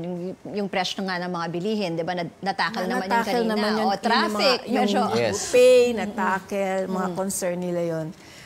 I guess indirectly natakal na rin ang poverty. May mga nagsasabi about graft and corruption in specific agencies. Specific agencies. So I think natakal naman yung hinahanap ng ating tao. Natakal din yung dapat tinitignan ng ating tao. Pero sana mapakita sa ating tao na vital din itong issues na to. May dagdag ko lang. Tama yun, maraming oras ang naibigay sa isyong pang-ekonomiya, pang-edukasyon, yung mga basic services, i-reforma yung justice system. Sana lang, since some of them mentioned specific proposals, I just hope na they were given more time to articulate, to explain yung mga specific proposals. Nakaka-curious yung ilan sa mga ito, katulad ng 4Ps ni Attorney Hilbay. Ano niya yun? Slogan niya yun eh. Slogan yun. So, ganun. At sana rin, they would be given opportunity to interact with one another. Okay, sige. We will keep that in mind para sa susunod pag-aralan natin if that's possible. Thank you very much to our guests. This has been CNN Philippines special presentation, The Filipino Votes, the Senatorial Forum Part 2. Thank you for joining us. I'm Ruth Cabal.